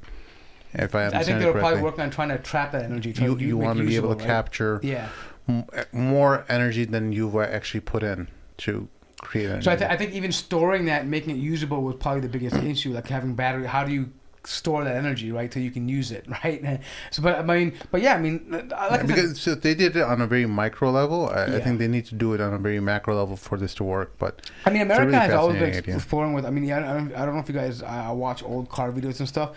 For a while, American automakers like a GM, they exploded with imagine a hydrogen run car. Yeah, I remember. They had these cars with like mini nuclear reactors like on them, and they obviously realized that this was a big, No, I remember even in the 90s, I remember hearing rumblings about that they're working on hydrogen energy. This goes back to like 60s, but I mean, like, it was just like, the risk was just so, like, they would just, these things, if they got into a car accident, would be so devastating, and they were loud, and there's heavy cars, right? But, right now, it just seems that there's no better option besides just, I mean, the best option, I think, right now is these hybrid cars that can use fuel and batteries, right? Yeah. Because you can always get your gas when you need it, and you can you get great gas mileage, right? I'm talking about like nowadays you can probably get 70 miles a gallon. More now. I think now with the technology you can probably get 100 miles per the gallon. Yeah, I think that new Prius that came out, the 2023 Prius, something crazy. 150 miles a gallon. And that would be the most efficient charge of the battery in a full tank. Yeah, and that would be the most efficient way to get people. Prius. So who drives? I would drive a Prius. No, hell no. Why would you drive? It's so little. What could you fit in that car? I would fill gas like once a month, bro. So what could you fit in that car? But you could barely fit yourself in that car. No, Prius aren't that small. Dude, they're like as spacious as a Honda Accord, bro. Like a Toyota Camry. Look it up. Yeah. No, bro. It looks so small. Bro, there's no trunk small. space. Yeah, there is. It's like a hatchback, bro. Sheikh, look how small this is. Hang on a second. No, he's making us a liar. Don't look at it from the outside. What do you mean look at it from the outside? It's a little dinky. I want to kick it. Okay, look. The Prius V. It'll fall in the ocean. Prius V. Hold on. Can you just do cubic square feet or cubic on the Prius V? Prius V. Dude, first of all, why do you have to buy a Prius? I didn't say you have to. I said if you want to save on gas. There's so many hybrid models you can buy. All I said is I wouldn't mind driving a Prius. Who cares? I'm saying the Prius is the most ugly hybrid car you could buy. I don't care. I would drive a Prius. 23.8 cubic feet. Look on a Prius V. Look at Prius V. Prius V? Yeah. Okay. And compared to Corolla and a Camry. 24.3. Okay. Sorry, 34.3. Yes. Okay, and compared to a Corolla. All right. Corolla is probably like 28. Corolla is 101. What? Is that what? It's a fourth of the size of a Corolla. You're looking up the wrong numbers, bro. EPA interior volume of a Corolla. Okay, look up the same. Oh, wait. Okay, so hang on one second. Yeah. The Corolla sedan is 13.1. 13.1. Oh, wait, no, that's cubic. For the trunk space, sorry. It's like breaking it down to like different parts of the Corolla. Because just compare cubic feet. You get 17.8 cubic feet of cargo space in the 2020. That's just 17.8. The Prius had 30 something all around. Dude, he almost half the. It's not all around. He didn't look up full cargo space of the Prius V and the Corolla. Stop it, bro. The Prius V has much more. Stop it, bro. But bro, whatever it is, even if it's a smidge bit bigger, it doesn't matter. It's a lot bigger. But anyways, the point being is that drive a Prius I would rather drive a Hyundai Sonata hybrid. It's like driving a clown car. Yeah, exactly. Like it's just for good. You have your whole family coming up, popping out of it. You got like your little cousins. Imagine I was head out the sunroof. I'm not that big, bro. There's some basketball players that fit in a Prius, bro. There's no basketball player that. Maybe Muggsy Bogues. Remember Muggsy Bogues? So guys, if you have a Prius, don't be ashamed, all right, guys? For hybrid options, you can talk about Hyundai Sonatas. You can talk about the Lexus ES with hybrid options. LS 400s are options. Hyundai Sonata? Hyundai Sonata, yeah. It's one of Sheikh Amar's favorite cars. Hyundai Sonata is not that far of a stretch from a Prius V, bro. It's much bigger than a Prius. It's much bigger. Yeah. Listen, and then also you have like a GM model that are like Suburbans that are hybrid models, flex fuels. Yeah, that's for sure. So you don't need to drive a dinky clown car to be. But the point I'm mentioning is that it would be a much easier shift for the American population to say, okay, by 2030 your cars have to be hybrid. Right? That would make sense, right? Because you eliminate the problem of having this massive environmental tax that you put on the environment to create these batteries and plants and all the stuff to generate these batteries. I think right now, especially, do we have the infrastructure in America for like these charging stations? Like, do we have these things? I don't know.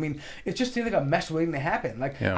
I can't see by 2030 in like 6 years everyone driving an electric car coming out. Like, it just doesn't make sense to me.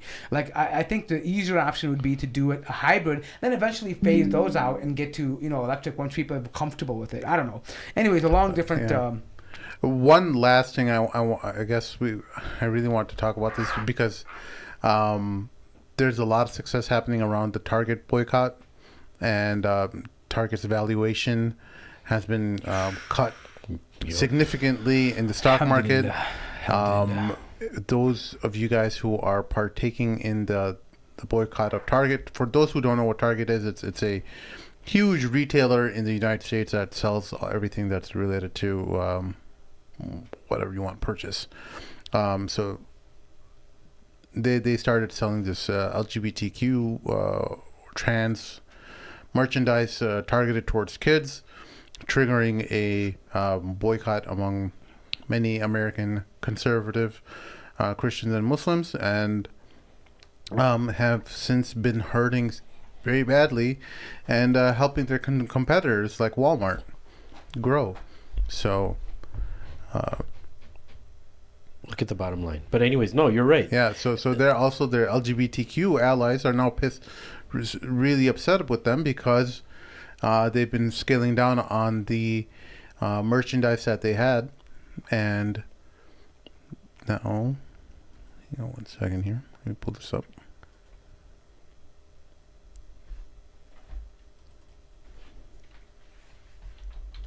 Oh, the Prius V. Yeah, but I'm saying, why are you comparing it to the Prius V? You're talking about Sonata. Why don't you get a Genesis hybrid? That's better. Why would you compare? It's like a minivan and like a full size and a compact. Why would you do that? Never mind. So they've wiped off $13 billion off of their plus, bro. Yeah, $13 billion off of their books. Maybe it might be a good time to buy Target stocks, though. The thing is, everyone has to keep doing this. Every website is filled with these stupid ads. One of the most important things to remember is that you have to keep up this boycott, or else they're just going to learn and say, "Oh, you know what? We just have to weather the storm." If you as in any kind of boycott, you have to send the message for a long period of time that in order to regain your trust, you're going to rebuild that trust. You're not just going to easily give in once they start changing it. They have to suffer for quite a bit, or else they just say, "Oh, you know what? In order to write these things out, you have to just assume that you're going to lose some money over the course of a period of months, and then people will eventually turn around." Yeah. But the thing is that people don't Nobody forget, likes change. Corporations respond to people, right? Like if someone had posted an interesting meme or picture, and they took the advertisements of companies in America and showed what their advertisements were overseas, and everything in America was LGBTQ, but in the Middle East had nothing to do with that at all. Like the Mercedes logo had like a LGBTQ thing around it. In Saudi Arabia or the Middle East, nothing. It was just a regular logo. It's not their target market. Pepsi, all Target shares fell 20%. Yeah. It's a good time to buy because people are going to be like, then when they fix everything up, they'll be back up 20%, really good money. But You're listen, such a capitalist morning. I am. I can't help it. I mean, I see blood in the water, right? No, but listen. But I mean, honestly though, it wasn't a hard shift for me though, because I never really shop at Target. I mean, but to be honest, this is a very dangerous move for Target, because in an age where Amazon has caused places like Kmart and Sears to go bankrupt, right? This is a very risky thing. Because Amazon doesn't need to put up LGBTQs targeting stores. They're online, right? Yeah. And you're already like competing with a giant like that, right? And now to add this at being down 20%, it's insane. Like I don't understand how. For what? For who? For like you're down 20% for 1% of the population. Like what? Like. But that 1% of the population is they see the cha-ching all over it. That's why it all has to do with the cha-ching, bro. Yeah, but it's not the cha-ching. They're losing cha-ching. No, they thought they anticipated. They thought they thought it was going to make a lot of. Exactly. Sheikh Hammer hit the nail on that. They made a strategic miscalculation where they thought that the shift or in culture went towards, because they got kind of locked in their echo chamber. They had so many friends around them. Their diversity. Everyone's doing it. Let's go be the first. They thought they were going to be the pioneers, bro. These corporate people stay in bubbles. Like when they invite people, like especially during in the wokeism, when George Floyd, BLM, a lot of these companies hired what they call diversity experts and diversity coordinators and all this stuff, and they create these echo chambers in the company, and they think that they're being it's reflective of what's happening outside. So when you stay in this bubble, when you don't, again, this is a common case of not being in touch with the common folk. But don't they have advisors and stuff too? But no, the advisors. Advisor in that bubble too. Who? What advisor? I don't know. I'm asking. The diversity advisor? No, I'm saying the people that in corporations or in companies. So who? The anti-woke advisor? Like who? What advisor are you talking about? You don't have to be anti-woke, but I'm saying that would they have anybody that pushes back and says this is possible? I'm saying who's going to say that in the current climate? Oh, I see what you're saying. Who's going to say that? Yeah. You would lose your job. Right? The audio is going to be leaked. Or this person's a bigot, blah, blah, blah. Walmart is employing white racists and homophobic people. Who's going to say something? People have now gotten to a point where they're so politically correct, they're so woke, they don't want to risk saying what they want to say. And they're saying, you know what? You want to burn it down? Burn it down. Pay me my check. You know, it doesn't really matter because you're heading down this downward spiral. And, you know, I'm just here for my check. How many % of corporate heads and CEOs do you think that way, that it's all going down now, but I got to make my money? Doesn't matter how every corporate American CEO, every senior management, all they care about is bottom line dollars. Yeah. And to be honest, doesn't matter what they feel about. I know, executives in my field that have the same views I do when it comes to penning out that email and that newsletter every month. It's pandering the same BS, bro. Yeah. Oh, we're diverse, we're inclusive, we love, and blah blah blah. We recognize all this stuff. They pay because that's what they're gonna get them their paycheck every month. They've literally sold themselves out for capitalism. And what's gonna happen is that they've done to a point where they've emasculated themselves. They have no say. They cannot do anything. They just have to go with it. If you don't, they've got them by the financial stranglehold. Even if you don't say what we say, we're going to fire you and we're going to blacklist you and tell we're going to make it out in the news so all other Fortune 500 companies or other big companies that want to hire you, you're a disaster waiting to happen because they don't want to hire you because then the woke army is going to come and say, oh, how dare you hire a homophobic guy or a misogynist or a patriarch, whatever. They want nothing to do with you. So they got you by the balls. Yeah. They got you. So, well, one of the things that many people forgot about during this whole boycott is that Target was actually connected with this Pride collection so basically the article says, separately, this retailer's Pride collection has been linked to controversial designer Eric Carnell of Abprallen.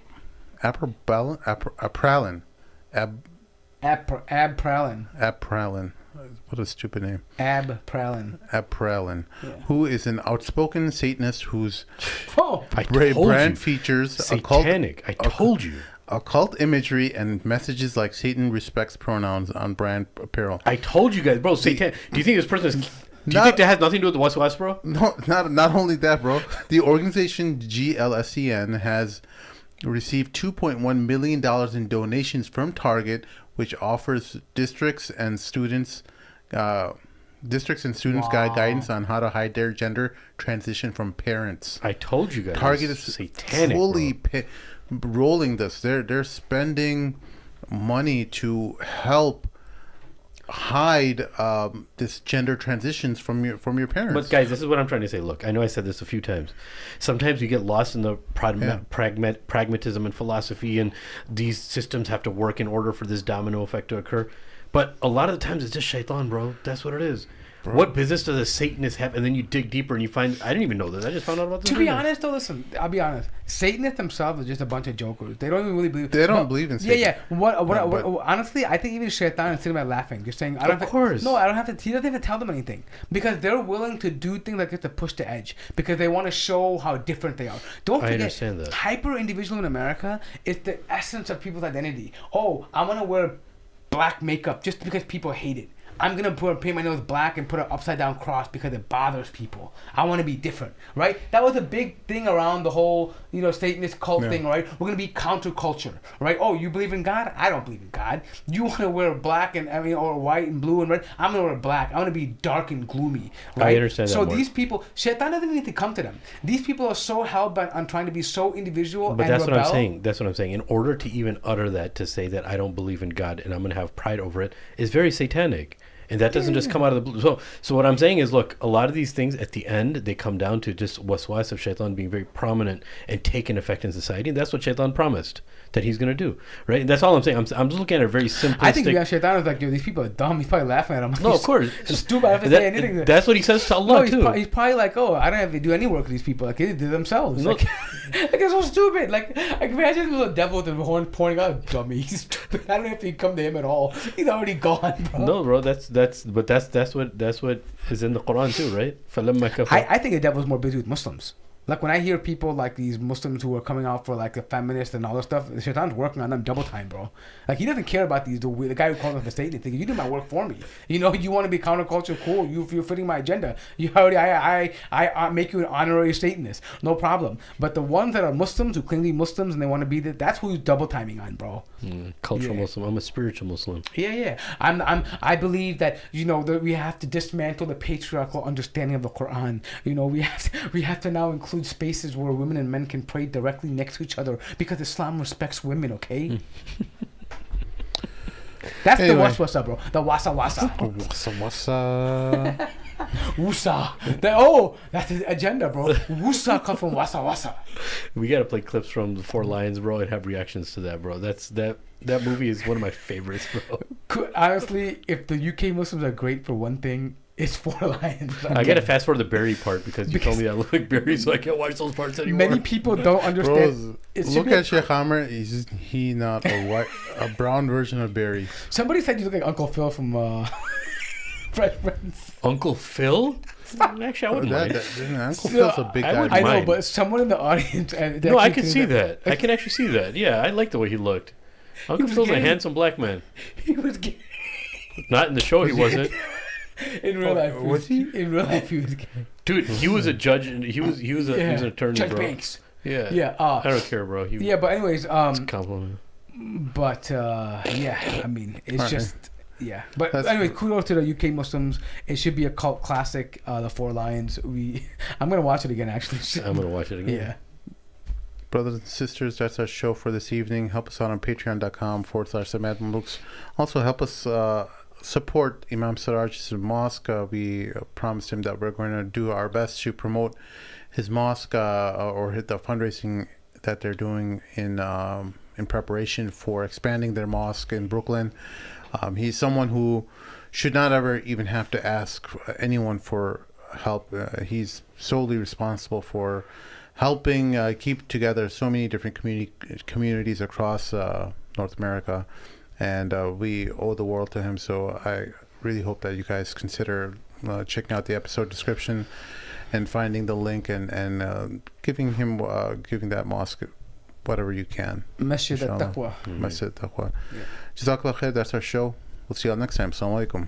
Assalamu alaikum.